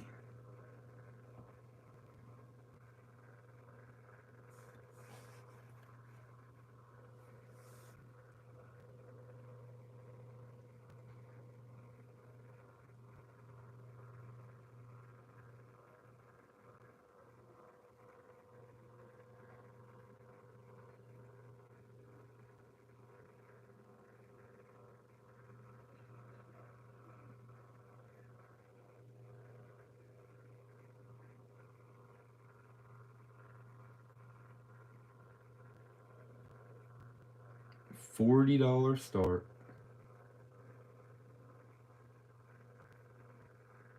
Walter's at 40, starting the clock. Need 41 or more. I do have a couple sodas, Walter. I was looking right at them and just, I don't know. Oh, I guess I stared right through them. But yeah, I do have a couple soda bottles here.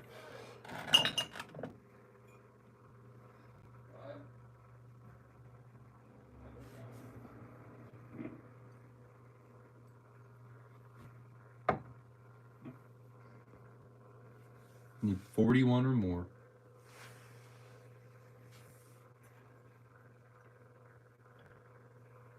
My help has disappeared.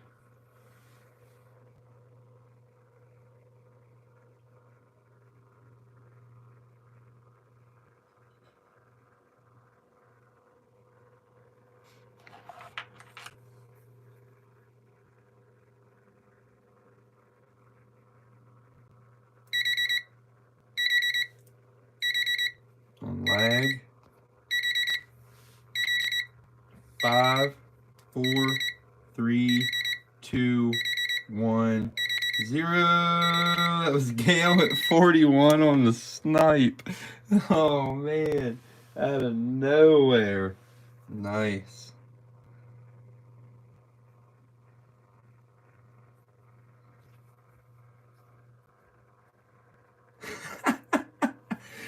That Bloody Mary was a hammer. It was a hammer, I'm not gonna lie.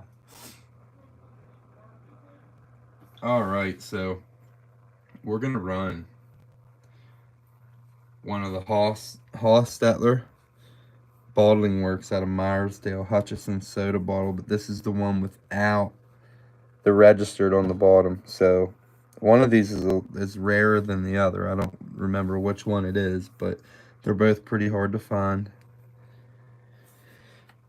I'm gonna put this one up, and I'm gonna start at $75, guys. $75 start on the Hostetler's Bottling Works out of Myersdale, PA, Hutchison bottle. This is a really, really good small town hutch. $75 start.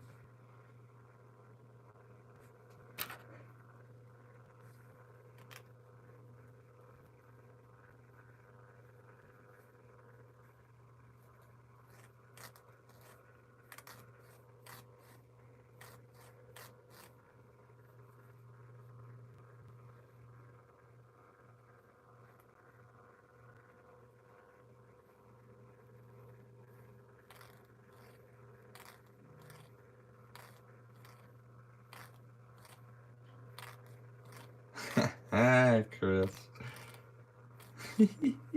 I'm starting it low too. I'm starting it low. Tell you, I've dug one other, and I sold it for $150. Lagley.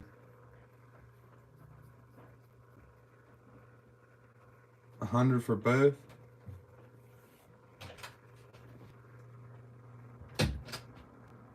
$125, and they're yours, Rich.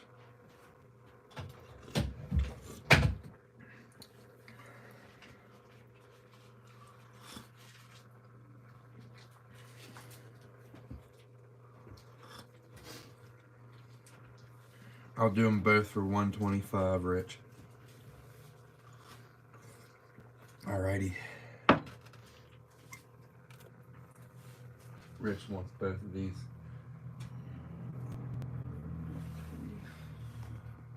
Alright, next.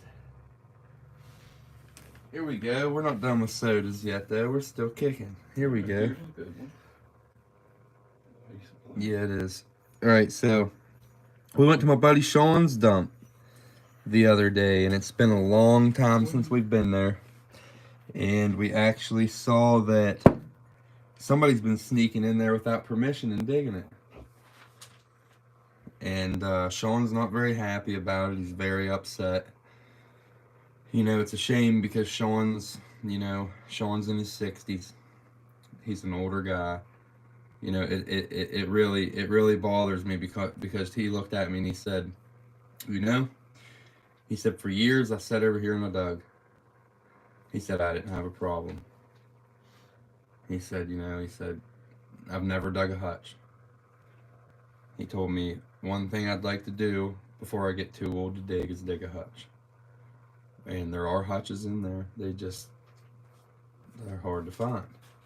I've dug 3 out of there somehow all in the same day. But, you just get lucky. But somebody's been over there absolutely tearing his dump apart. He does have permission to be there. And the people that are there tearing his dump apart do not have permission to be there.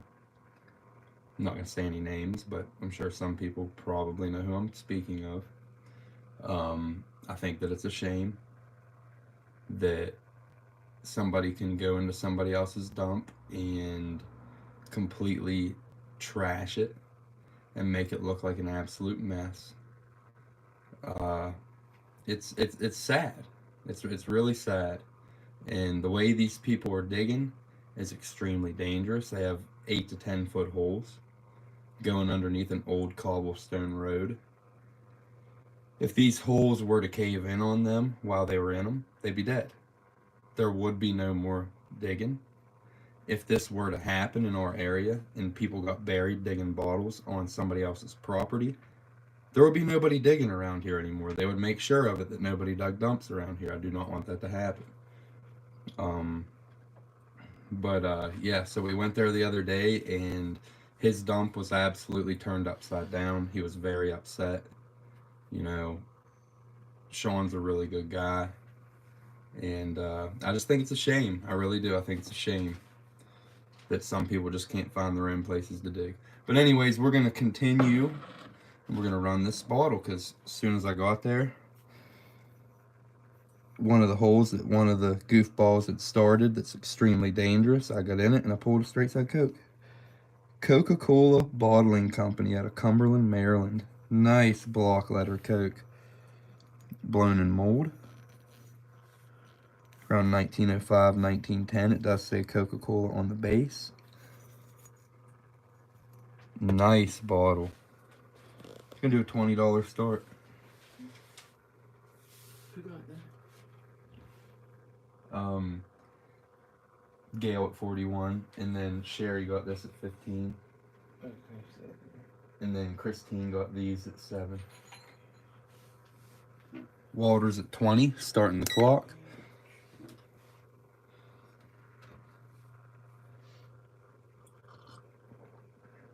Chris is at 21, need 22. You know, guys, digging, I love to dig. I love to dig, but whenever you're so desperate to dig that you're doing dangerous stuff and you could possibly ruin it for everybody, that's when it becomes an issue for your other diggers that are local. You know, it's just, it's a shame. It really is. It's a shame. So if you're out there digging and you're tunneling 10, 15 feet underneath a bank, just know that when that thing comes down, you ain't coming out. All it takes is 3 to 4 foot of dirt to make it to where you cannot move.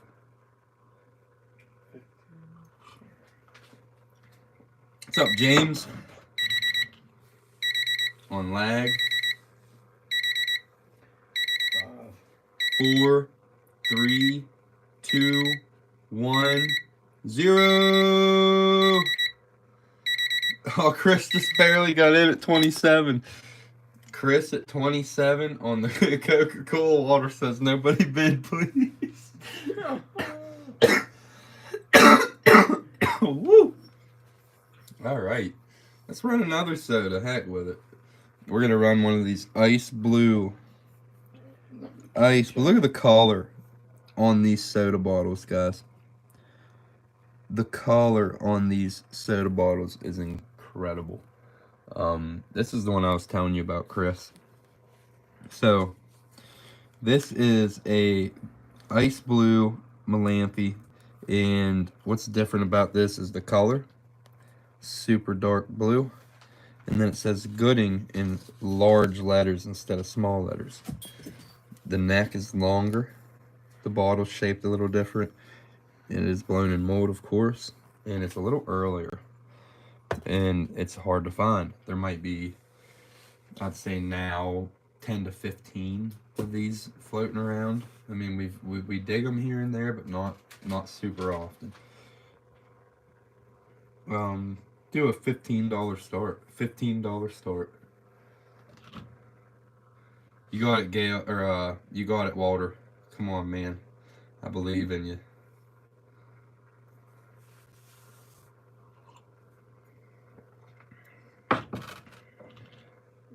Walter's at 15, starting the clock.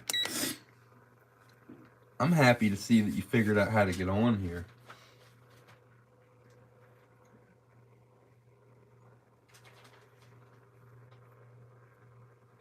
Spud's at 17, need 18.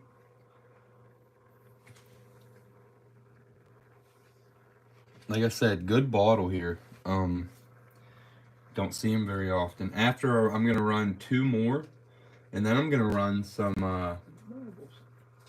marbles, and then I may put up a couple hammers that I have ran before in the past, but we have some new people, so we'll show everybody them again.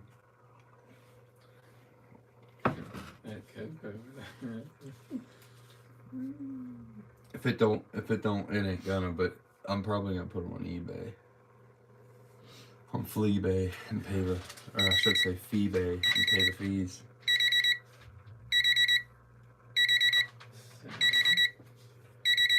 D Spud's at 22. 3, 2, 1, 0. That was D Spud at 22.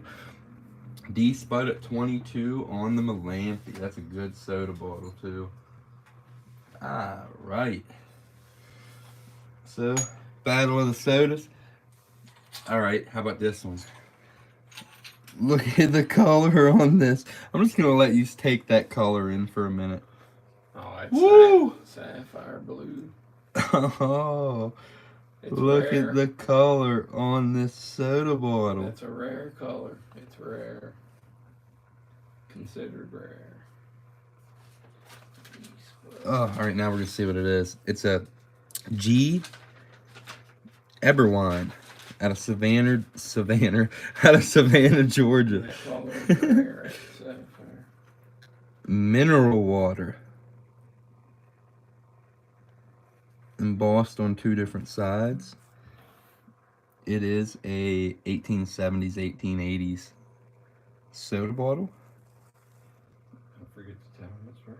Has the script E on the base, or Old English E, and it is rare. On the bottom is We're gonna do a $60 start. $60 start. This is a cracker, guys.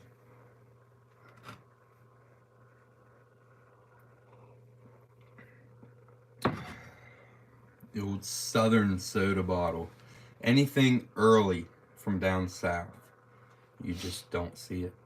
You don't see it very often.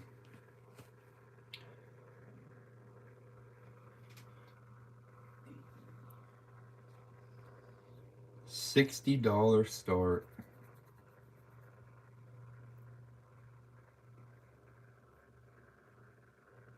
Ridiculous color on this bottle.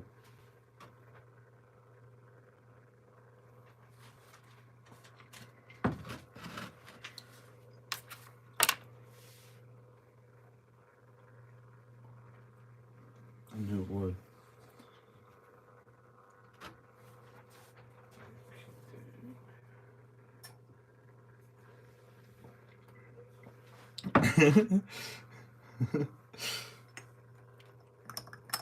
I don't think I can do. I can't do it. I can't do it on the spot, Chris. It's just gotta happen.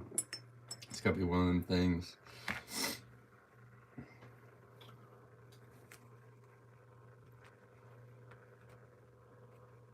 Water, I can't do 50.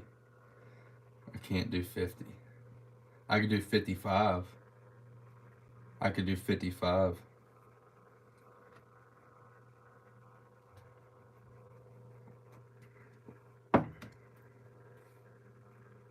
David said, heck, I'm going 60. David's in at 60, needs 62 or more. Clock is rolling, guys. Guys, this is a good soda bottle. This is a good soda bottle. It's considered rare in that color. It is the G Eberwine out of Savannah, Georgia. It's embossed on both sides, mineral water with a monogram. And look at the color of this thing. That nice sapphire, cornflowerish blue. Beautiful bottle.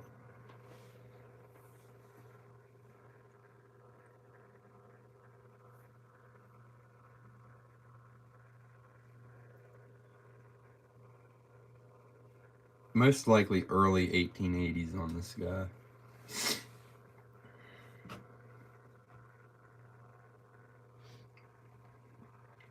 I need 62 or more.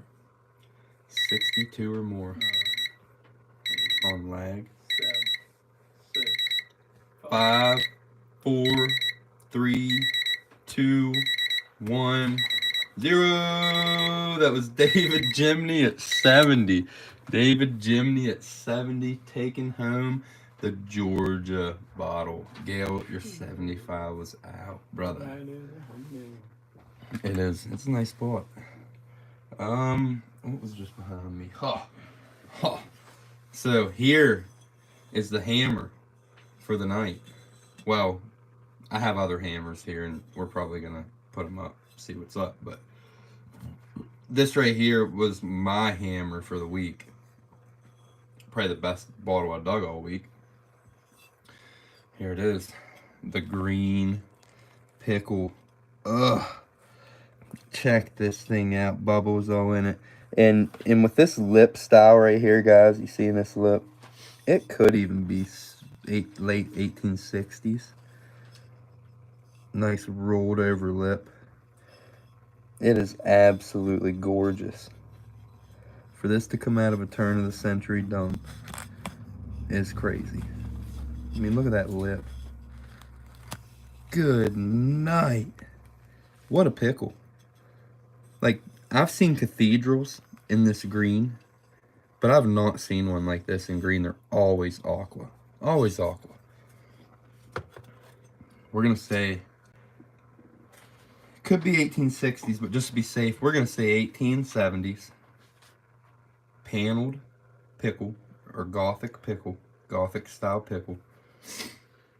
And we're going to do a $50 start, guys. $50 start. There was a guy I saw had one just like this in aqua on eBay. He wanted $70 for, which is absolutely crazy. But in this color, this bottle is definitely tough.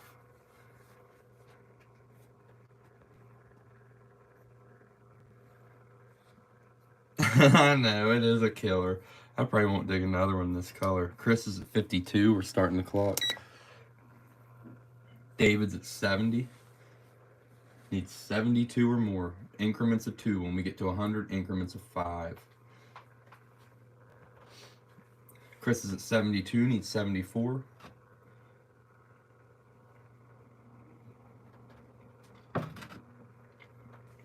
David's at 85.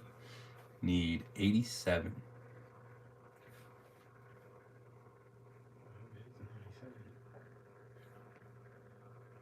It's a killer. Like Chris said to me, it's like, when I hear you get excited about something, I know it's good.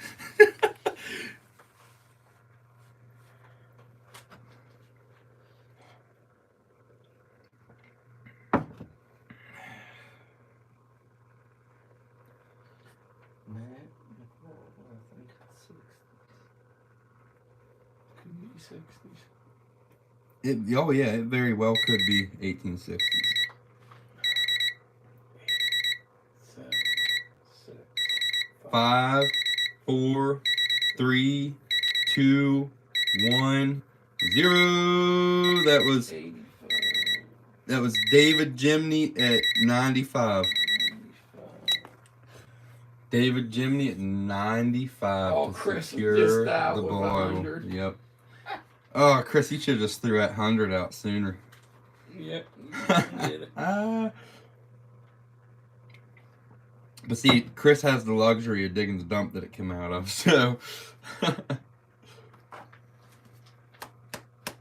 I'm not gonna lie, guys. I dig a lot of bottles when I'm at the dump, and you know, I've been doing it for so long that a lot of the stuff that I dig, you know, especially if I'm digging with somebody, I don't take it.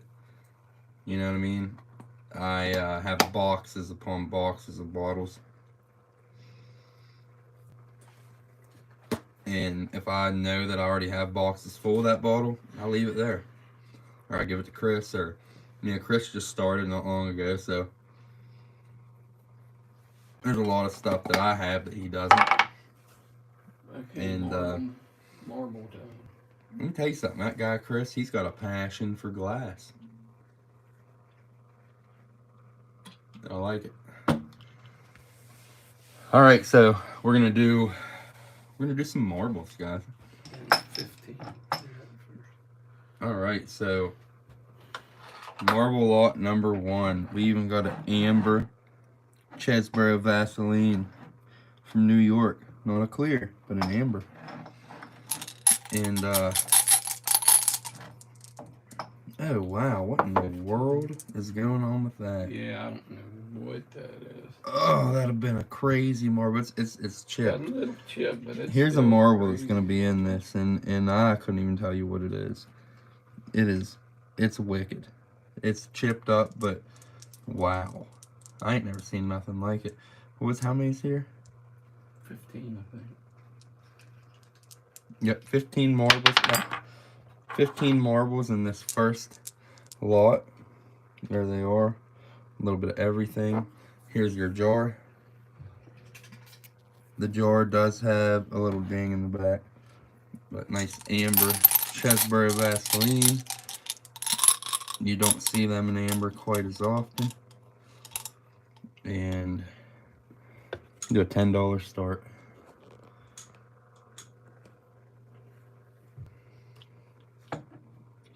$10 start.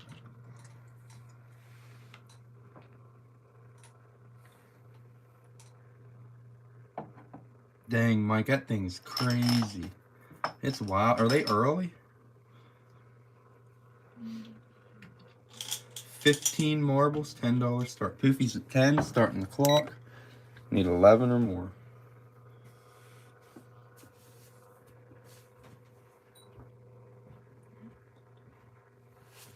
It looks like an early marble. 1930s? Wow, I'd have never guessed that. I'd have guessed earlier.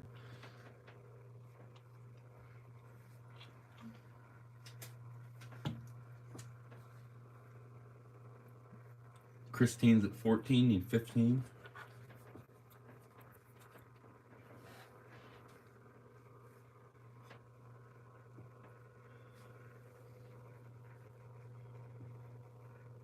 I wonder what the markings on them mean.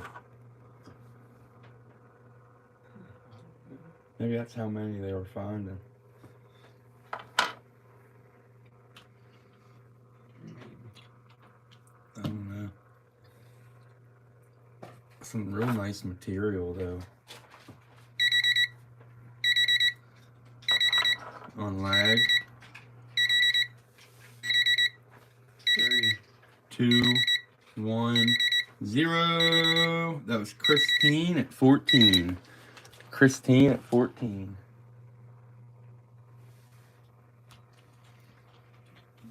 Alright.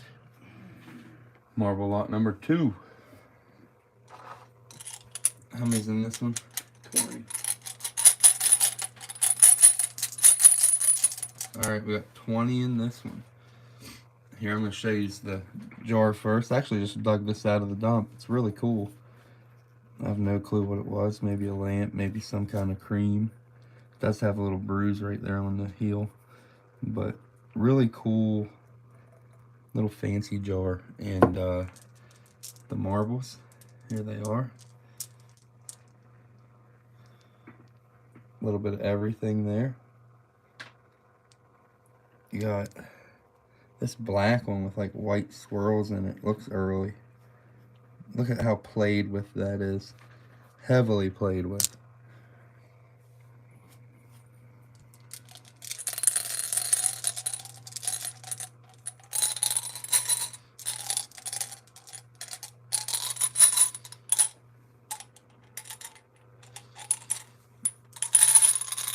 $20 marbles in this jar. 20 in this one. Let's do a $10 start.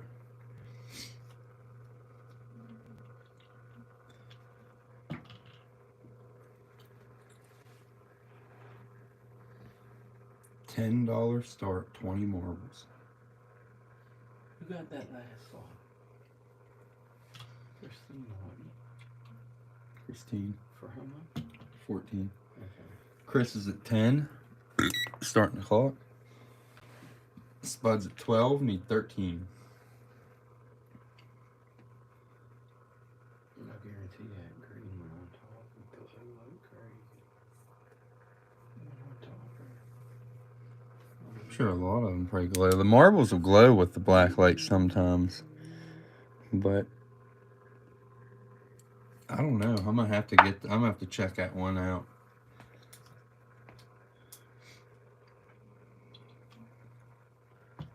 You gotta turn your light off that track. I'd be super excited, Christine. I'd be freaking out.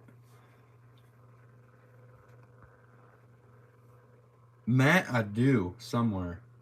I'll have to look for them. I don't have them right here on hand. Probably in next auction I'll bring them out. Chris is at 13. Spud's at 15. Needs 16.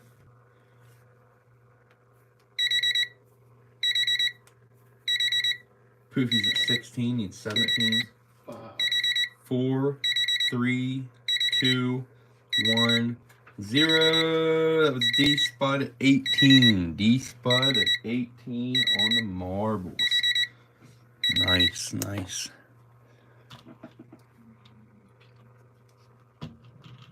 Alright. I'll tell you what. In between. if anybody is interested before this goes on eBay. The Oakland, Maryland Hobble Skirt, extremely rare Hobble Skirt Coke. And I mean extremely rare. Rare enough to where it ain't in the Coke book. It is not yet even in the Coke book. One of these sold for $500 with a lip chip. This one's mint. Do a $400 start. $400 start, guys. If anybody's interested before it goes on eBay.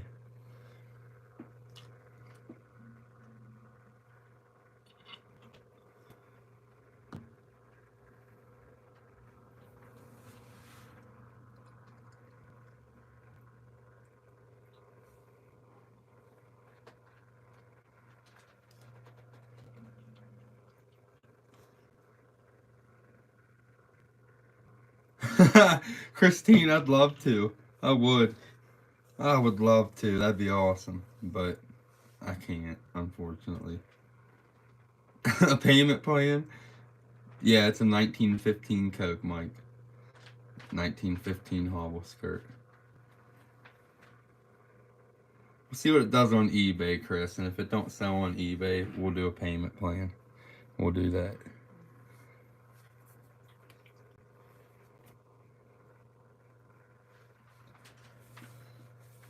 Oh, Chris, just wait, man, wait till let me put it on eBay and we'll see what it does. We'll see what it does on eBay. You ain't accept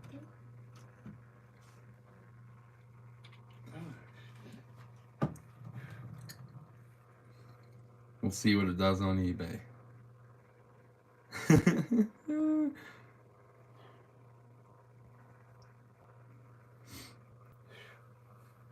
All right, let's continue with the marbles. Pretty good offer. All right, so here we go. Another handful of marbles, and there's some good ones in here. So I'm gonna pull them out and show them. This one's got green, like a real dark green with white swirls. Get yourself a bloody A lighter green with white swirls. A brown or black with white swirls. This nice orange and yellow. Like some ketchup and mustard type deal. Here's a nice looking one right here. Green. It's got a little chip in it, but looks early. And red. Definitely some nice stuff here. Some nice marbles in this one. Some earlier looking stuff. And here's the jar. Fancy with flowers on it. Pretty little cold cream jar. We're going to do a $10 start. $10 start.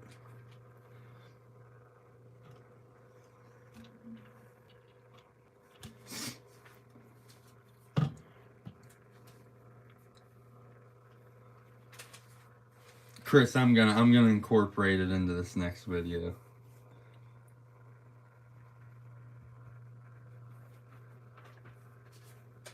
Peltier Peerless Patch, and it's definitely been played with too.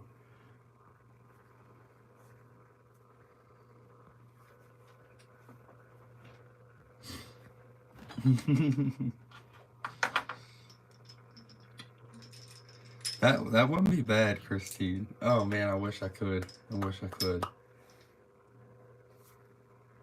$10 start. Like I said, I'm gonna throw a couple of these hammers up. Poofies at 10. Starting the clock. Need 11 or more.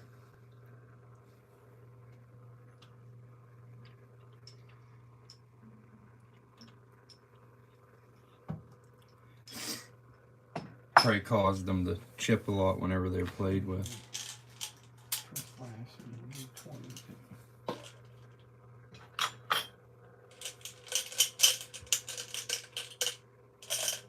How many's in there?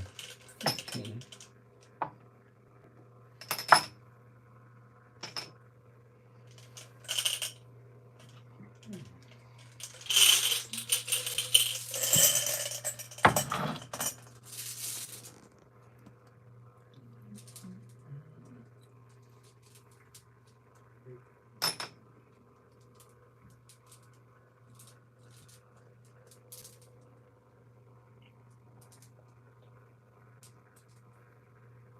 On lag.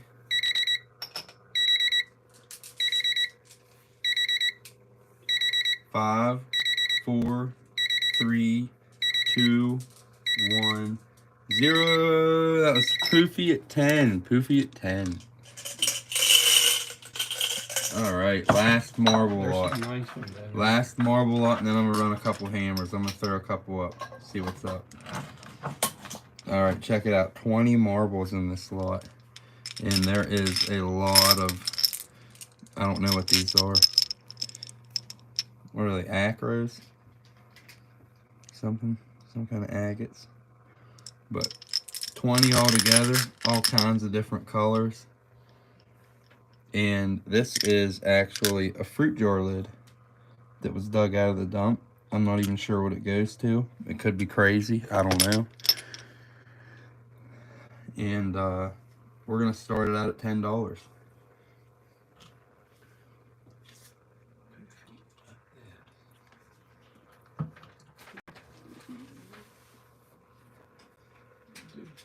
Lee's at 10, starting the clock. Need 11 or more. Now, one thing with these fruit jar lids is they could be 50%, sometimes 75% of the jar value. So the lid itself with the closure can be up to 75% of the jar's value, which is absolutely insane. Lee's at 13, need 14. Isn't that a killer lid? Laura's at 14, need 15. D's at 16, need 17.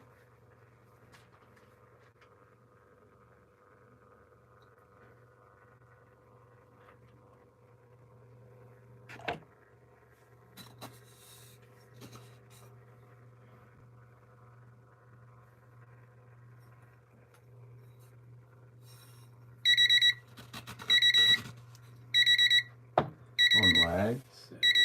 What number is that? 4, 3, 2, 1, 0. That was D Spud at 19. D Spud at 19. Nice. It's 35 right there. Alright, so I promised I'd put up a couple hammers. Why'd you do that crock over there? Some people probably have not seen these. I'm going to go ahead and put the pedal pickle up. This is an absolutely amazing bottle. It's just been sitting up here on display, and I ran it a while back the last time I put it up. It is rolled lip, super early, sick, nasty iron panel. I mean, look at that iron panel. 1850s. Absolutely gorgeous pedal pickle. Rolled over lip. I mean, look at this pickle. It is a half gallon. It's big. It's a big dog. Yeah, $180 start. $180 start.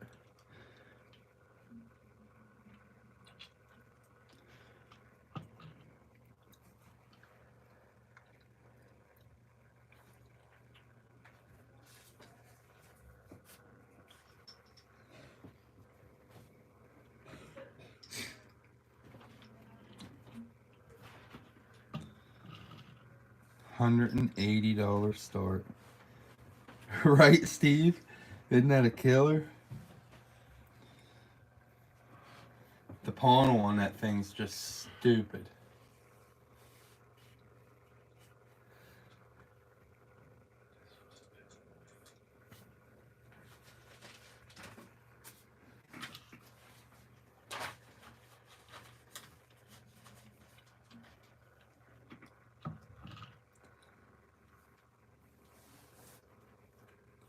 Alright, so that's $180 start. I'm going to pull that And I don't normally run these because they're huge.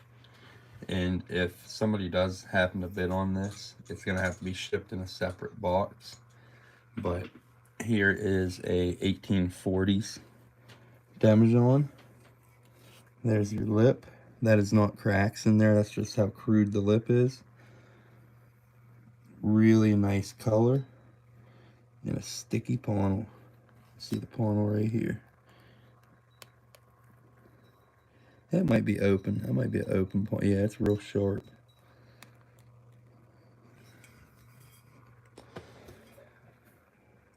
I'm gonna do an $85 start on this, guys. These things sell for like 200 bucks.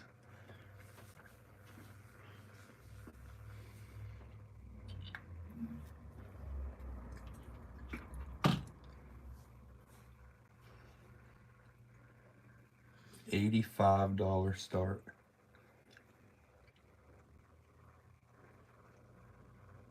Yeah, I'm on a cruise.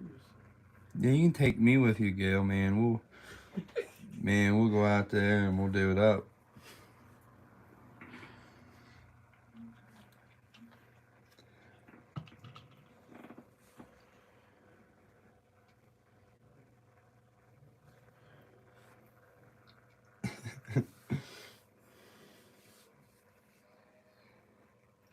Fourteen nights, my goodness. Yeah, if they got Bloody Marys, we're good, bro. Oh, you're going solo? Whew. Dang, man, let me tell you, you need a wingman, you let me know.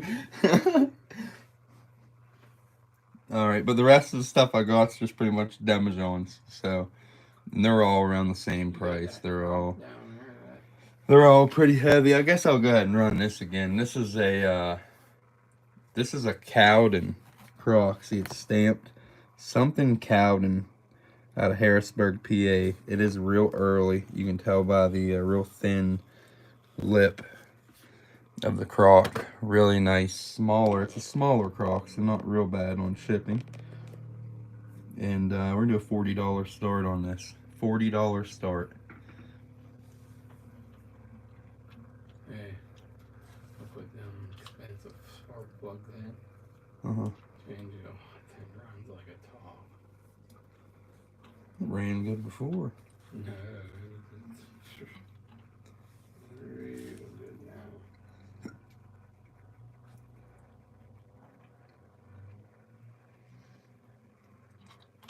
$40 start on the Cowden. Stamped 1870s, I'd say. Salt glaze crock. Tell her just let him. I'm trying to auction. It's rude.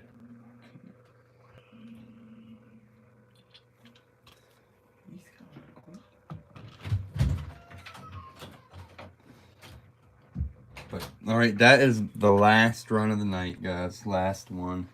My boy is downstairs causing havoc. So I'm gonna have to end the auction. Oh, Gail, I would love to drive to Miami a couple days. Yeah, that'd be awesome if they'd let me off work. But so that's gonna be it for tonight. Appreciate everybody coming out as usual. You guys are great support. Like I said, video will be up tomorrow, so be looking for it. A lot of nice stuff. Doug the Cumberland Hutch will be in this video, which is a one of, I don't know, 4 or 5 maybe. And but yeah, appreciate everybody. Auction next Friday, 7 o'clock as usual, unless something happens or we get into a privy. I don't know, we might be traveling, so if we travel, might try to reschedule it a day sooner, so everybody be looking for it. But yeah, thanks for coming out, and that's gonna be it. Peace out, guys.